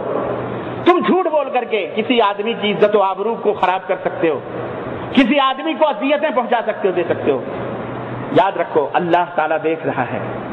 تم چلو اپنے آپ کو کچھ بھی کسی بھی مذہب کے کہہ لو، ہمارا مذہب تھا، کوئی بھی مذہب جھوٹ بولنے کو کا حکم، چاہے وہ کوئی بھی مذہب ہو۔ خود مسلمانوں میں جو 73 فرقے ہیں، ان 73 فرقوں میں بھی کسی نے بھی جھوٹ بولنا، لیکن افسوس تو اس بات کا ہے کہ جب لوگوں نے اپنے مذہب کی بنیاد ہی جھوٹ پہ رکھی ہو، اور جب باپ ہی قاتل اور چور ہو تو بیٹا تو 2 ہاتھ آگے رہے گا۔ کسی بستی میں ایک آدمی تھا، کفن چور سے مشہور تھا، لوگ دفناتے میت کو، وہ میت کو ننگا کر کے آ جاتا، قبر کھود کے نیا کفن نکال کر کے لے آتا۔ پوری بستی کے لوگ پریشان تھے، یار یہ عجیب و غریب آدمی ایک دن بھی ہماری میت کو صحیح سلامت نہیں رکھنے دیتا، مردود، یہ رات کو جا کر کے کفن چوری کر لیتا ہے۔ بڑے پریشان تھے لوگ، بڑے پریشان، کیا کریں؟ آخر میں کیا ہوا، بہرحال صبر کیا لوگوں نے، لیکن جب وہ کفن چور مرنے لگا تو اپنی اولاد، اپنے بیٹے کو بلایا، نصیحت کی کہ بیٹا زندگی بھر میں اپنے بستی والوں کی گالیاں، تان تشنی کھاتا رہا، سنتا رہا، بیٹا اب تو خیر میرا آخری وقت ہے، میں جا رہا ہوں، مر رہا ہوں، لیکن تو کم از کم دنیا میں ایسا کام کرنا کہ تو کم از کم مجھے لوگ اچھا کہنے لگے، مجھے لوگ اچھا کہیں، تو ایسا کام کرنا مجھے لوگ گالیاں نہ دیں، مجھے میرے لیے دعا کریں، ایسا کام کرنا۔ اس نے کہا ابا ٹھیک ہے کوئی بات نہیں، تم مر جاؤ کوئی مسئلہ نہیں ہے، دیکھ لیں گے۔ وہ مر گیا، اس کو دفنا افنا دیا بہرحال۔ اب اس کے بعد کیا ہوتا تھا، بستی والوں میں دعائیں شروع ہو گئیں اس میت کے لیے۔ کیوں؟ اس کے باپ کے لیے۔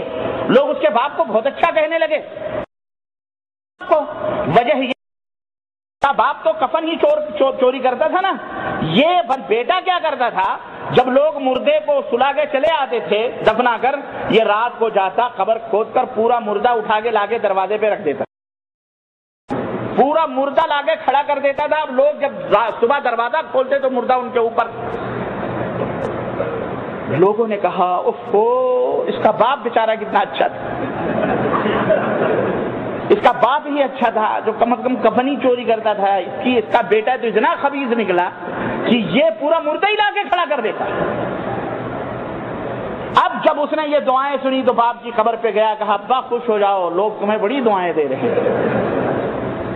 تو ایسے نہ بنو، ایسے نہ بنو، ایسے نہ بنو۔ لیکن ایسا لوگ کرتے ہیں کہ جب مولوی ہی جھوٹ بولتا ہو تو مولوی پیر ہی جھوٹ بولتا تو اس کے مرید تو اس کو بہت بڑا نیکی کا کام سمجھیں گے۔ مثلا آپ کو سمجھا دیا گیا وہابی ہیں، ان سے بات نہیں کرنا، ہاں یہ کافر ہیں، یہ جو ہے بدعقیدہ ہیں، یہ رسول کو گالیاں دیتے ہیں، یہ اولیاء کو نہیں مانتے، یہ اماموں کو نہیں مانتے، یہ فلاں، آپ کو سکھا دیں گے۔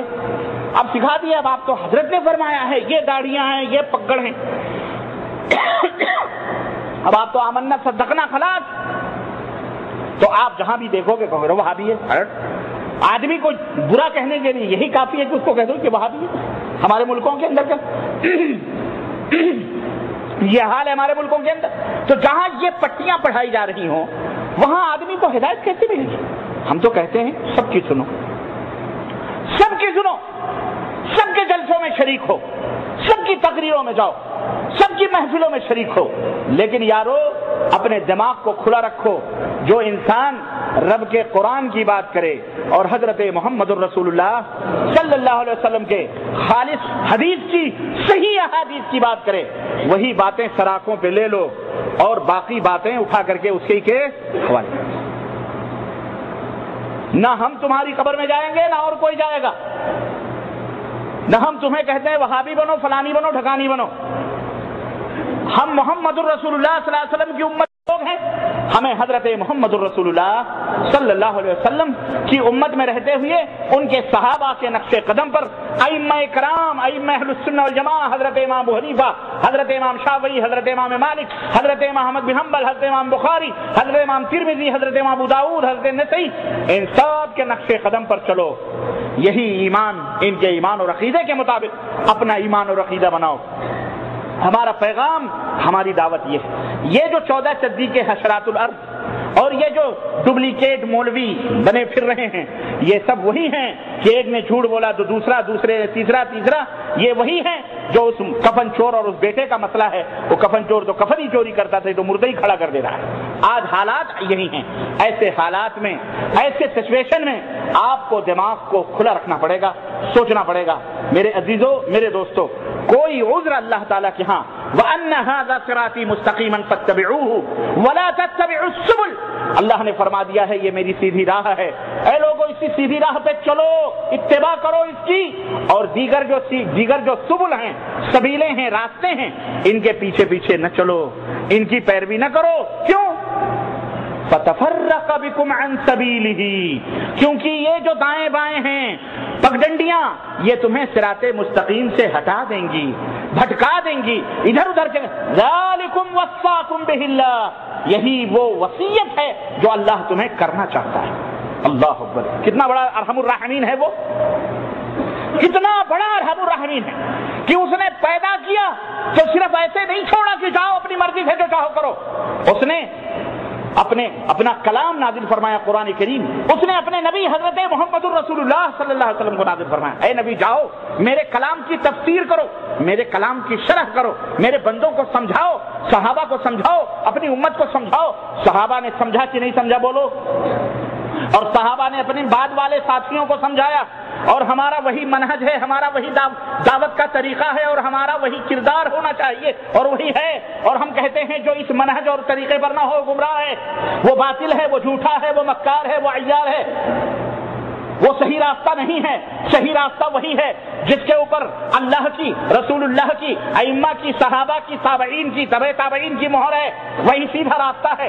اس کے علاوہ اور تیسرا کوئی سیدھا راستہ نہیں ہے. صراط مستقیم یہی ہے. اب لوگوں نے جو اپنے اپنے راستے بنائے ہیں، سبل بنائے ہیں، راستے بنائے ہیں، یہاں بھی جاؤ، وہاں بھی جاؤ، ادھر بھی جاؤ، ادھر بھی جاؤ، یہ سارے پگڈنڈیاں ہیں، گمراہیت کی طرف جانے والی ہیں. اے لوگو، فَإِنْ آمَنُوا بِمِثْلِ مَا آمَنْتُمْ بِهِ فَقَدِ اهْتَدَوْا، اللہ نے فرمایا اگر ایمان اس طرح ہو گیا جس طرح صحابہ کا تھا تو انشاءاللہ تم ہدایت یافتہ ہو، انشاءاللہ ہدایت یافتہ ہو. یہی منہج ہے، یہی ترازو ہے، یہی میزان ہے اپنے اپنے نفسوں کو تولنے کا اور احتساب نفس کرنے کا. اگر اس کے مطابق تمہارا ایمان اور عقیدہ ہوگا، تم جہاں بھی رہو گے، مکے میں نہ صحیح، تم ہندوستان میں رہے، تم پاکستان میں رہے، تم قبرستان میں بھی رہے، تو محترم اور مکرم رہو گے انشاءاللہ تبارک و تعالی. سمجھ آئی کہ نہیں آئی؟ زمینیں کسی کو محترم اور مقدس بولو بناتی، ورنہ ابو جہل یہی خبر ہے نا اس کی، جہنم. اور ابو طالب، چچا ابو طالب بیچارے، کیا ہوا؟ زندگی بھر بھتیجے سے محبت کرتے رہے، لیکن کیا ہوا؟ آخر میں وہ کلمہ نہ ادا ہوا. کہاں گئے؟ ہاں، لوگ ایسی بھی پٹیاں پڑھائیں گے، پتہ نہیں کیسے کیسے قصے کہانیاں لا کر، کہ کسی کافر نے کسی سے مسافر، اس کا ہاتھ ہی جنت میں پہنچ گیا ہے. استغفر اللہ. یعنی آپ سوچئے، ایک حضرت نے اپنی کتاب میں لکھی ہے، گرو رہ گئے، چیلا شکر ہو گئے. ابو طالب نے تو نبی کریم کو کندھوں پہ بٹھایا، گودوں میں کھلایا، پورے جسم کو جسم سے لگایا. کیا کہ نہیں کیا؟ بولو. اسی مکے والوں، تم بتلاؤ مکے والوں. ابو طالب نے کیا. نبی کائنات سے سوال ہوا، پیارے نبی یہ بتلاؤ، چچا نے اتنی محنت کی، اتنی محبت کی اور اس قدر قربانیاں دی، چچا ابو طالب نے آپ کے لیے محبت میں انہیں کیا فائدہ ہوا؟ نبی کائنات نے فرمایا، فائدہ سنو، جہاں ان کو ایک فائدہ ضرور ملا ہے میری خدمت سے، اور وہ فائدہ یہ ہے کہ جہنم کا سب سے ہلکا عذاب انہیں دیا جا رہا ہے، اور عذاب کی کیفیت یہ ہے کہ انگاروں کے جوتے ان کے پیروں میں پہنائے گئے ہیں، شولوں کے، اور جن کے شولے ان کی کھوپڑیوں سے باہر نکل رہے ہیں. نبی کو کھلانے والا، نبی کی جوتیاں صحیح کرنے والا چچا، نبی کو محبت اور جان سے بھی زیادہ عزیز سمجھنے والا، اللہ اکبر، اس کا حشر خود پیغمبر رسول اللہ صلی اللہ علیہ وسلم فرما رہے ہیں. کیا ہو رہا ہے؟ اور آج کیا پدی کے شوربے اپنے آپ کو چلے ہیں، ہاتھ لگ گیا تو وہ بھی جہنم سے آزاد. کیا بات ہے، چاہے بھلے بدعقیدہ. یہ کلمہ پڑھایا جا رہا ہے. اللہ تعالیٰ انہیں ہدایت عطا فرمائے. اے دنیا کے لوگوں، آؤ، وَلْتَنْظُرْ نَفْسٌ مَا قَدَّمَتْ لِغَدٍ. ہر نفس کو یہ بات سوچنی چاہیے کہ وہ اس نے کل کے لیے کیا تیاری کی، کل کے لیے آپ نے کیا تیاری کی ہے. آپ کا یہ پورا سال گزر گیا، آپ ایک ایک لمحے اپنی دنیا کو چھوڑ رہے ہو اور آخرت سے قریب ہوتے جا رہے ہیں. ایک ایک سال، ایک ایک مہینہ، ایک ایک دن، یہ رات اور دن کی آمد ہمیں یہی بتلاتی ہے کہ اس دنیا میں کسی کو بقا حاصل، سب کو سب ایک نہ ایک دن فنا کے گھاٹ اترنا، ایک نہ ایک دن موت کے گھاٹ اترنا ہے. کہ حضرت محمد الرسول اللہ صلی اللہ علیہ وسلم 1,24,000 کم و بیش انبیاء اور رسول آئے اور سب کو موت کا یہ جام پینا پڑا، اور پیتے رہیں گے اور جاتے رہیں گے. آخر میں حضرت عیسیٰ علیہ السلام بھی آئیں گے اور انہیں بھی موت آئے گی اور انہیں بھی اس دنیا سے جانا ہوگا. انبیاء علیہ السلام آئے گئے، کتنے کتنے صالحین، نیک لوگ، بڑے لوگ، اچھے لوگ، بادشاہ لوگ، شداد، نمرود، حامان، سامان، پتہ نہیں کیسے کیسے شیطان، سب آئے اور سب گئے. کسی کو اس دنیا کے اندر ایک دن ہم بھی آئے ہیں، ہم بھی چلے جائیں گے. اس لیے جانے سے پہلے اللہ کے لیے محاسبہ نفس کرو، احتساب کرو، کیلکولیٹ کرو کہ کہیں ایسا تو نہیں کہ ہم جہنم کے جانے والے ہیں، کہیں ایسا تو نہیں کہ ہمارا ایمان اور عقیدہ. سنو، تقوی کیا ہے؟ برائیوں سے بچ جاؤ، یہ تقوی ہے. برائیاں اللہ رب العزت. ایک بات بتاؤ، اللہ نے قرآن کریم میں فرمایا کہ خنزیر کا گوشت مت کھاؤ. آپ کھاتے ہو؟ بولو، کوئی مسلمان کھاتا ہے؟ کوئی بدبخت ہوگا اس کی بات چھوڑو. اللہ تعالیٰ نے فرمایا شراب نہ پیو. کوئی مسلمان پیتا ہے؟ کوئی بدبخت ہوگا پیتا ہوگا. مرزا غالب تھے بڑے، یورپ سے آتے تھے ان کے لیے شراب، وسکی، پتہ نہیں کیا کیا. جب انگریزوں نے ہندوستان پہ قبضہ کیا تو سب بھاگ گئے چھوڑ کے اپنا اپنا گھر. مرزا غالب اپنے گھر ہی میں تھے. مرزا غالب کو جانتے ہو نا؟ ہاں، غالب بہت بڑے شاعر. ان کو انگریز نے کہا کہ ویل، ہر آدمی بھاگ گیا اپنا اپنا گھر چھوڑ کے، تو کیوں بیٹھا ہوا ہے؟ تو مسلمان نہیں ہے؟ اس نے کہا کہ میں آدھا مسلمان ہوں. اس نے کیا کہا میں آدھا مسلمان ہوں. کہا ویل آدھا مسلمان کیا ہوتا ہے؟ کہا سر ایسا ہے کہ میں شراب پیتا ہوں، خنزیر کا گوشت نہیں کھاتا.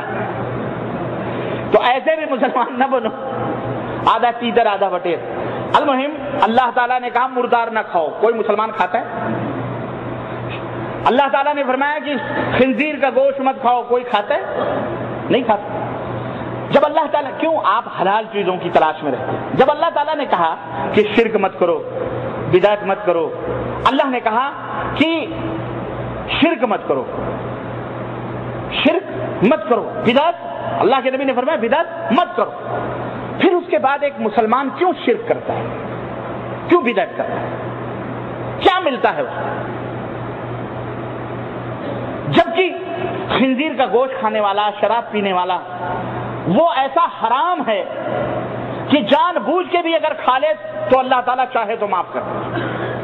لیکن شرک ایک ایسا گناہ ہے کہ جس کے کرنے سے اس کے سارے اعمال ضائع اور برباد ہو جاتے ہیں. تو آدمی کیوں شرک کرتا ہے؟ یہ مسلمان کیوں شرک کرتا ہے؟ اب آپ کہو گے مسلمان بھی شرک کرتا ہے. ہاں، کتنے مسلمان ہیں جو آپ شرک میں ملوث ہیں؟ آپ کیا سمجھ رہے ہیں؟ کوئی معمولی، یہ معمولی بات نہیں ہے. شرک کو لوگوں نے معمولی سمجھا ہوا اور حرام کھانے کو، حرام چیز کو بہت بڑا سمجھا ہوا. اے لوگوں، جس طرح تم خنزیر کے گوشت سے نفرت کرتے ہو، مثال دے کر کے سمجھانے کا مطلب یہی ہے کہ اللہ نے فرمایا کہ وَأَنَّ هَذَا صِرَاطِي مُسْتَقِيمًا فَاتَّبِعُوهُ. اے لوگوں، یہ میری سیدھی راہ ہے جو نبی لے کر کے آئے ہیں، اسی کی پیروی کرو، اسی کے پیچھے چلو، اسی کو مانو. وَلَا تَتَّبِعُوا السُّبُلَ، اور دوسرے راستوں پہ نہ چلو. کہنے کا مطلب یہی ہے کہ نبی کے راستے پہ چلو، نبی کے علاوہ کسی اور کے راستے پر مت چلو. یہ کیوں نہیں آپ کی سمجھ میں آتا؟ اور جبکہ ہمیں یہ بھی معلوم ہے کہ حجت قائم ہو گئی ہے. اللہ نے قرآن اتار دیا، نبی آ گئے، اور کلام پاک کے اندر اللہ نے فرما بھی دیا واضح طور پر ان تطیعوہ تہتدوا. اگر اس نبی کی پیروی کرو گے تو ہدایت پاؤ گے. اللہ نے قرآن میں فرما دیا کہ من یطع اللہ ورسولہ فقد فاز فوزا عظیما، کہ جو اللہ کی اطاعت کرے گا، رسول کی اطاعت کرے گا، پیروی کرے گا، وہی بڑی عظیم کامیابی سے ہمکنار ہوگا. اللہ اور اس کے رسول کی اطاعت و پیروی کا یہ مطلب تو نہیں ہے کہ آدمی اللہ رسول کا نام بھی لے اور شرک بھی کرے، بدعت بھی کرے، اپنی منمانی بھی کرے. یہ مطلب ہوتا ہے؟ سنو، سب سے بڑی خوبی ایک مسلمان کی کیا ہے معلوم ہے آپ کو؟ میں اپنی بات ختم کرنا چاہ رہا ہوں. سب سے بڑی خوبی یہ ہے کہ مسلمان مشرک نہ ہو. کیا بولو؟ آج معیار ترازو بدل گئے، پیمانے تبدیل ہو گئے. محلے میں کوئی کسی کی بیٹی بہن کے ساتھ کچھ غلط کام کر لیا تو لوگ اس کو پانی کا ایک گلاس بھی دینے کے لیے تیار نہیں ہے. وہ اگر گلیوں میں گزرے تو لوگ اپنے دروازے بند کر لیتے ہیں، کہتے ہیں کہ ہماری بہو بیٹیاں گھر میں ہیں. کوئی شرابی گزرے تو فوراً اس کو نفرت کی نگاہ سے دیکھتے ہیں. اتنی نفرت کرتے ہیں کہ جناب اپنی بہن بیٹیاں اس کو بیاہیں گے نہیں.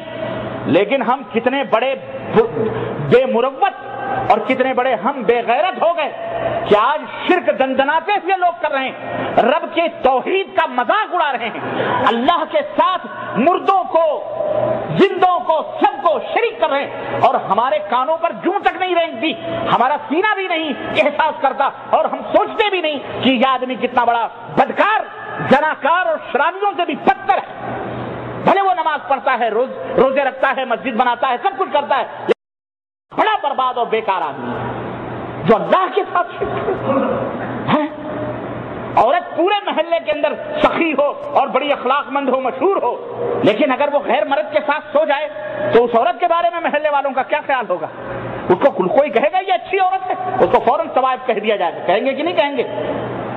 ساری خوبیاں اس کے اندر موجود ہیں، لیکن صرف وہ اپنے شوہر کے بسترے میں غیر مرد کو شریک کر لے تو حالت یہ ہوتی ہے کہ محلے سے اس کو نکال دیا جاتا ہے، ہزار خوبیوں کے باوجود۔ تو ہمیں کون سے سرخاب کے پر لگیں کہ ہم نماز پڑھیں، روزہ رکھیں اور جو ہے سب کچھ کرتے ہوئے اور جناب علی اللہ کے ساتھ شرک کریں، پھر بھی ہم بڑے بڑے رہیں؟ ایسا نہیں ہو سکتا، ایسا یہاں نہیں نکالے گئے تو اللہ کی جنت میں سے تو نکالے ہی گئے ہو، کبھی بھی اس میں داخل ہو سکتے، یہاں شرافت کے لبادے چل سکتے ہیں، یہاں تم دوسروں کو الو بنا سکتے ہو، رب ذوالجلال کو دھوکہ دے سکتے۔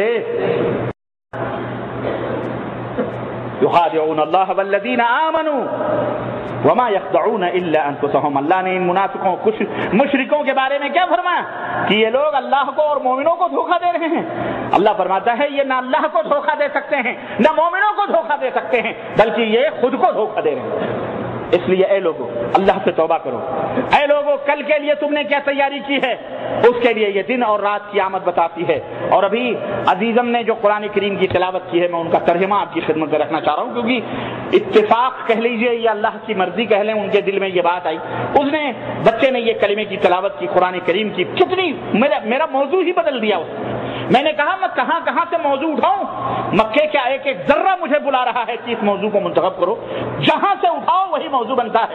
پوری تاریخ، پورا اتہاس، پوری ہسٹری اس شہر مقدس کے اندر بکھری پڑی ہے، اوراق ہے سیرت کے، اوراق ہے نبیوں کے۔ ارے اللہ کے توکل کی بات کر لو، صبر و ضبط کی بات کر لو، احتسابوں کی بات کر لو، نبیوں کے رواج و نصیحت کی بات کر لو، حج و زکات اور نماز اور روزے اور کون سے موضوع ہیں، پورا اسلام سمٹ کے مکے کے اندر موجود ہے۔ الحمدللہ الحمدللہ اللہ تعالیٰ نے قرآن کریم کے اندر فرمایا، یہ دیکھیں اس نے ان آیات کی تلاوت کی، اللہ رب العزت نے کیا فرمایا؟ میں نے بتایا نا کہ ایک انسان کے لیے سب سے بڑی خوبی کیا ہے کہ وہ مومن کے لیے سب سے بڑی خوبی کیا ہے کہ وہ بولو نمازی ہو، پرہیزگار۔ ابھی میں نے بتلایا ہاں، اس کی سب سے بڑی خوبی یہ ہے کہ وہ مشرک نہ، وہ بولو مشرک۔ اللہ نے تعریف فرمائی، ان ابراہیم کان امۃ، ان ابراہیم کان، اللہ اکبر، ابراہیم ایک امت تھے۔ امت کس کو کہتے ہیں؟ گروہ کو، جماعت کو۔ اے اللہ ابراہیم تو تنے تنہا تھے، اکیلے تھے، اے اللہ تو انہیں امت کہہ رہا ہے، ہے سچا۔ اللہ اکبر۔ مجھے عبداللہ ابن مسعود کی رضی اللہ تعالی عنہ کی بات یاد آ گئی۔ عبداللہ ابن مسعود فرماتے ہیں کہ اگر حق کہنے والا دنیا کے اندر تنے تنہا ہو اور پورے کے پورے لوگ باطل پر ہوں، جھوٹ پر ہوں، بدعقیدہ ہوں، لیکن اکیلا آدمی ہے، حق پر ہے، تو اس اکیلے ہی کو جماعت کہا جائے گا۔ وہ تنے تنہا جماعت ہے، وہ تنے تنہا۔ یہ ہے رب کا کلام۔ ابراہیم اکیلے تھے، پوری دنیا شرک و کفر میں ڈوبی تھی۔ اللہ نے فرمایا ان ابراہیم کان امہ، ارے ابراہیم تو اپنے آپ میں انجمن تھے، اپنے آپ میں انجمن تھے، ایک جماعت تھے، تنہا تھے ضرور لیکن ایک جماعت۔ اللہ، اکیلے جماعت، اللہ، یہ ہوتا ہے موحد۔ کیوں؟ اللہ نے فرمایا ان کی تعریف کی، قانتاً للہ، اللہ کی طرف جھکنے والے، حنیفاً، تمام باطل اور جھوٹے ایمان اور عقیدے سے منہ موڑ کر اللہ کی طرف اپنے منہ کو کرنے والے، رخ کو کرنے والے تھے۔ وَلَمْ يَكُ مِنَ الْمُشْرِكِينَ، وَلَمْ يَكُ مِنَ اور وہ مشرکوں میں تھے۔ اللہ اللہ اللہ اللہ، کیا خوبی بیان ہو رہی ہے پیارے ابراہیم علیہ السلام کی۔ اللہ تو کہہ سکتا ہے کہ وہ تو بہت بڑے سخی تھے، وہ بہت بڑے نمازی تھے، وہ بہت بڑے پرہیزگار تھے، وہ جھوٹ نہیں بولتے تھے، وہ چوری نہیں کرتے تھے، جیسا کہ ان کی داڑھیاں بڑی لمبی لمبی تھی، ان کے ٹوپے بڑے بڑے اونچے تھے، ان کے چگے بڑے عظیم و شان تھے، ان کے سر میں اللہ اللہ اللہ اللہ اللہ، کہیں آنکھ اٹھ جائے تو نہ جانے کتنے شہید ہو جائیں۔ تعریف کرنے کی بات آئے تو یوں بھی آدمی کر سکتا ہے، اللہ اکبر. لیکن میں نے بتلایا انسان کی سب سے بڑی خوبی داڑھی نہیں, موچھ نہیں, ٹوپی نہیں, چگا نہیں, جبا نہیں. تم سے اچھی شکل و صورتوں والے اس دنیا کے اندر بیٹھے ہیں اور کفر کی طرف دعوت دے رہے ہیں. کس کی طرف؟ بولو. تم سے اچھی ٹوپیاں پہنتے ہیں, تم سے اچھے کپڑے پہنتے ہیں, صورت رکھنے والے, اور ایسے ماڈرن چہرہ دیکھو میک اپ کر کے آتے ہیں ٹیلی ویژنوں پر, لگتا ہے کہ جیسے ابھی انار ٹپک کے گرنے والا ہے. سرخ میک اپ, باقاعدہ میک اپ ہوتے ہیں نا, میک اپ. ہاں, اسٹوڈیو میں بیٹھ کر میک اپ کرتے ہیں, اور وہ اسٹائل ہیں, وہ اداکاریاں دین کے نام پر.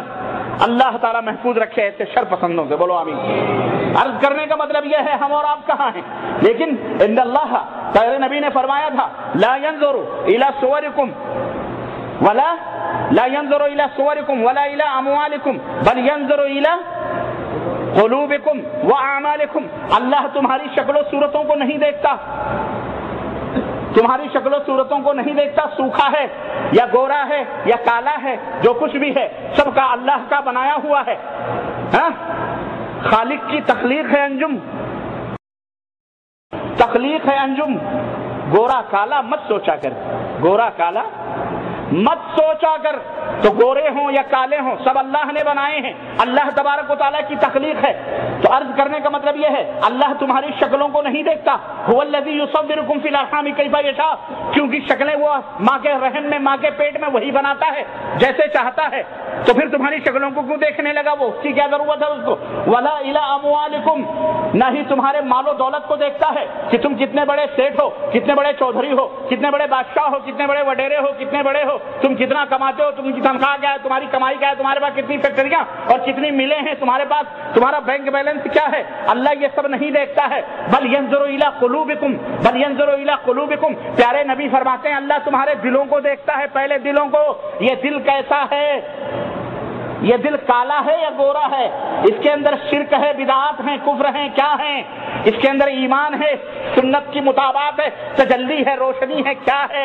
اللہ اس کو دیکھتا ہے. روشن دل ہوتے ہیں تو پھر ان کا اظہار جسموں کے اوپر بھی ہوتا ہے, اعضاء اور جوارح سے بھی ہوتا ہے, انسان کے ہاتھ اور پیر سے بھی اس کا اظہار ہوتا ہے. لیکن جب دل کالا ہو جائے تو پھر آدمی کا سارا عمل برباد ہے, بیکار ہے. اللہ کے نبی نے فرمایا اذا صلح صلح الجسد كله, اگر وہ گوشت کا ٹکڑا صحیح ہوتا ہے تو پورا جسم صحیح رہتا ہے. وَإِذَا فَسَدَتْ فَسَدَ الْجَسَدُ كُلُّهُ, اگر وہ گوشت کا ٹکڑا خراب ہو گیا تو پورے کا پورا خراب ہوگا. الا وهي القلب, وہ جو مضغہ گوشت کا لوتھڑا تمہارے سینے کے اندر ہے, نبی کائنات نے فرمایا وہ گوشت کا ٹکڑا کیا ہے, وہ دل ہے.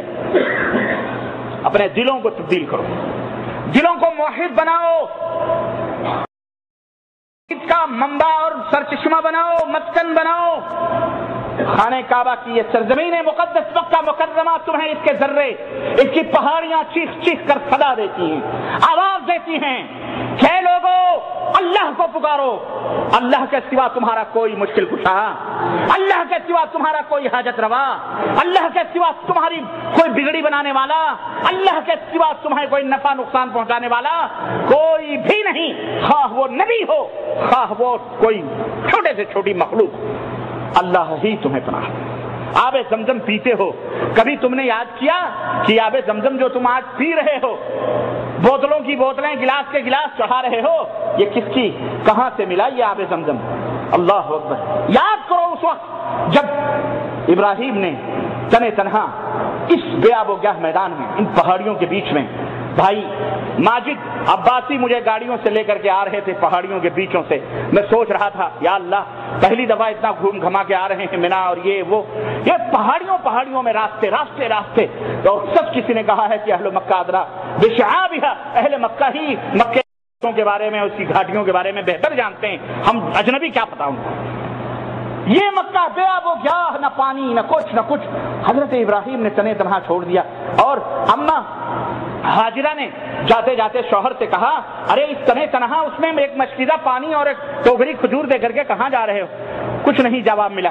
پھر اور آگے بڑھے, پھر پوچھا کس کے سہارے چھوڑ کے جا رہے ہو؟ کوئی جواب نہیں. پھر تیسری دفعہ پوچھا, یاد کیا کرنا آئندہ زمزم کا پانی پینا تو دعا کرنا کہ اللہ ہاجرہ پر رحم فرما, ہاجرہ پر رحم فرما. آج ابراہیم کی بدولت اللہ نے یہ ہمیں دولت عطا فرمائی ہے کہ اللہ اکبر. کہ ہاجرہ نے کہا تیسری دفعہ پوچھا، کوئی جواب نہیں ملا، تب کہا کیا اللہ نے تمہیں اس بات کا حکم دیا ہے؟ ذرا غور کرنا جملے پر، حدیث کے الفاظ ہیں، کیا اللہ نے تمہیں اس بات کا حکم دیا ہے کہ مجھے تم یہاں چھوڑ کے جاؤ؟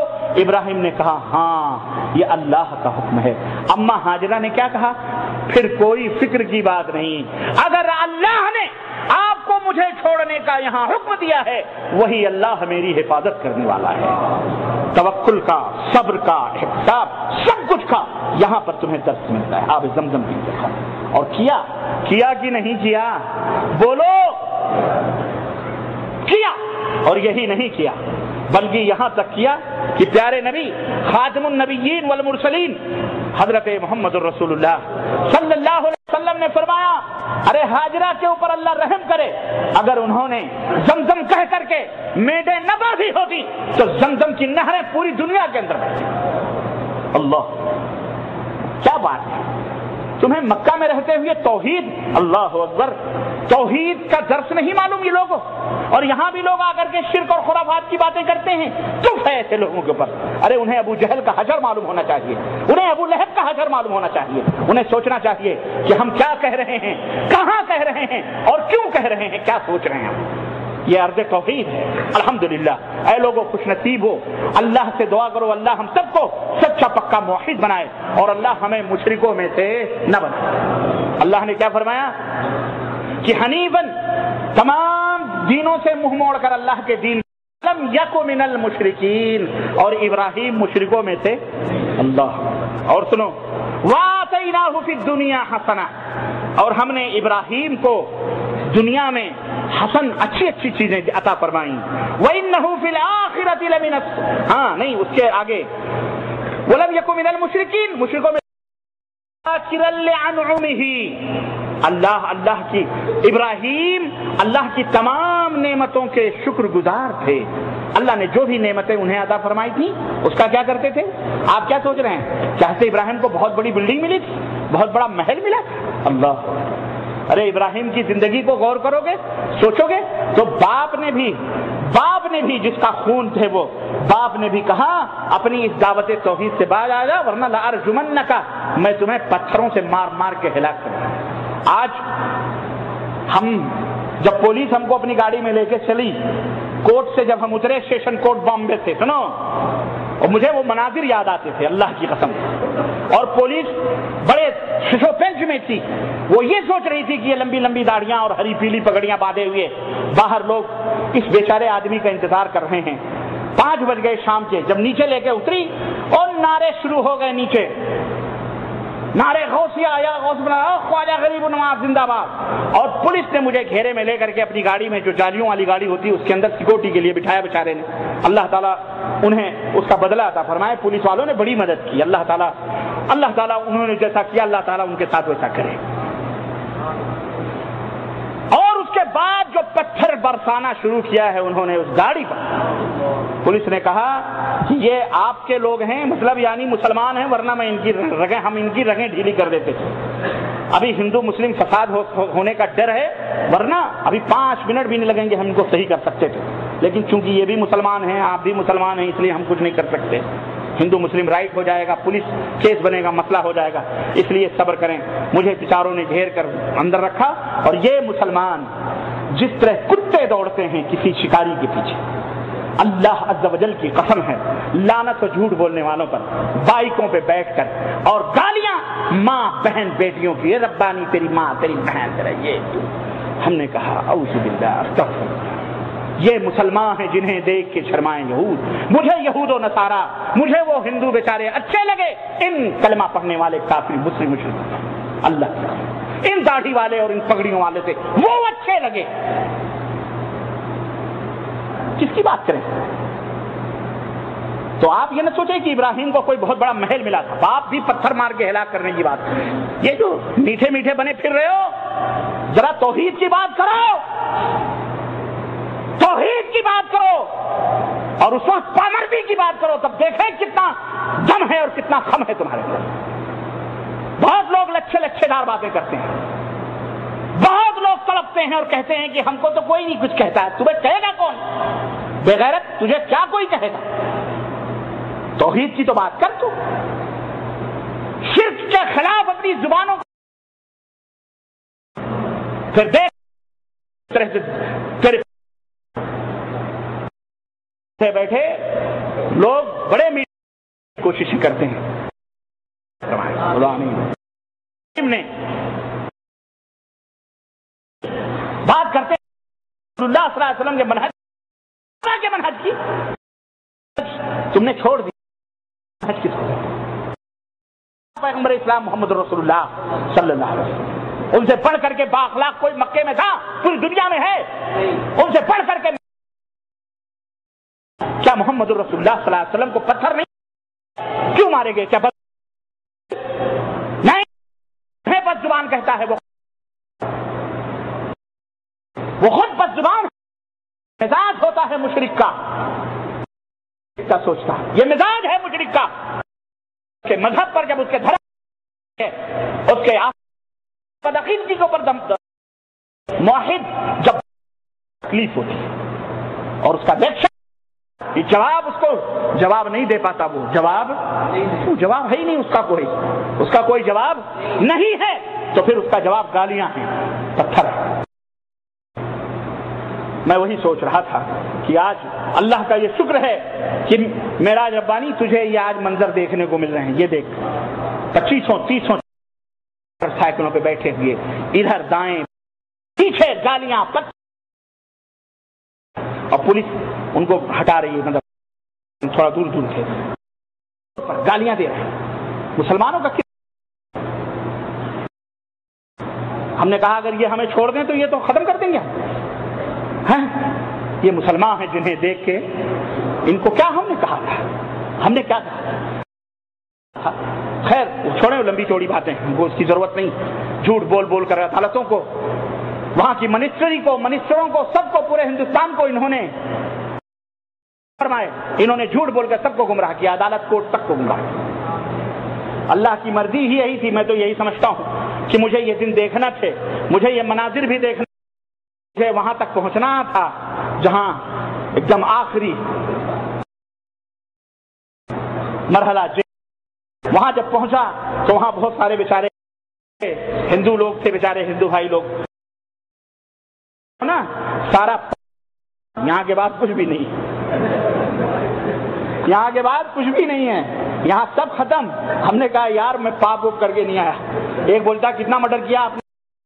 میں نے کہا یار میں مرڈر کرنے والا آدمی نہیں ہوں بھائی، میں دھرم گرو آدمی ہوں، لوگوں کو دین کی باتیں اچھی باتیں بتاتا ہوں۔ بولے دیکھو اب آپ دین کی بات بتا رہے ہو، دھرم کی بات بتا رہے ہو، لوگوں کو اچھا بنا رہے ہو، لوگوں نے آپ کے ساتھ کیا سلوک کیا کہ آپ جیل میں آ گئے؟ ایسے ہی لوگوں کو اپن اڑاتے، تو وہ بولتے لوگوں کو ہم لوگ شریفوں کو رہنے یہ ہے، تو دیکھیں آپ ایسے ایسے لوگ بھی ہیں وہاں پہ بیچارے۔ بہرحال وہ ایک الگ دنیا ہے، یہ بھی دیکھنا نصیب تھا، الحمدللہ اللہ نے دکھایا، اللہ کا شکر ہے، اللہ قبول فرما لے تو یہ سب آسان۔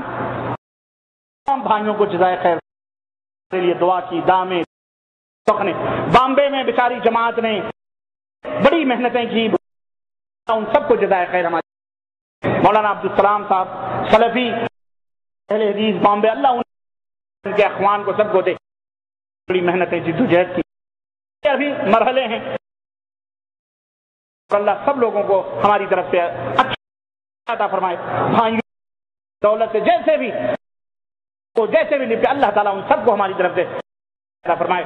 مکہ کی بیٹھ کر ہم ان کے لیے پوری دنیا میں سب کو تکلیف تھی، بیچارے موحدین کو، میرے لیے محبتیں، سب کی محبتوں کو قبول کروٹ کروٹ جنت نصیب کے والدین کے اوپر ہیں فرمائے۔ میرے پاس تو سوائے دعا ہے، بطور تو کچھ بھی میں نہیں دے سکتا۔ اللہ آپ سب لوگوں کو جزائے خیر۔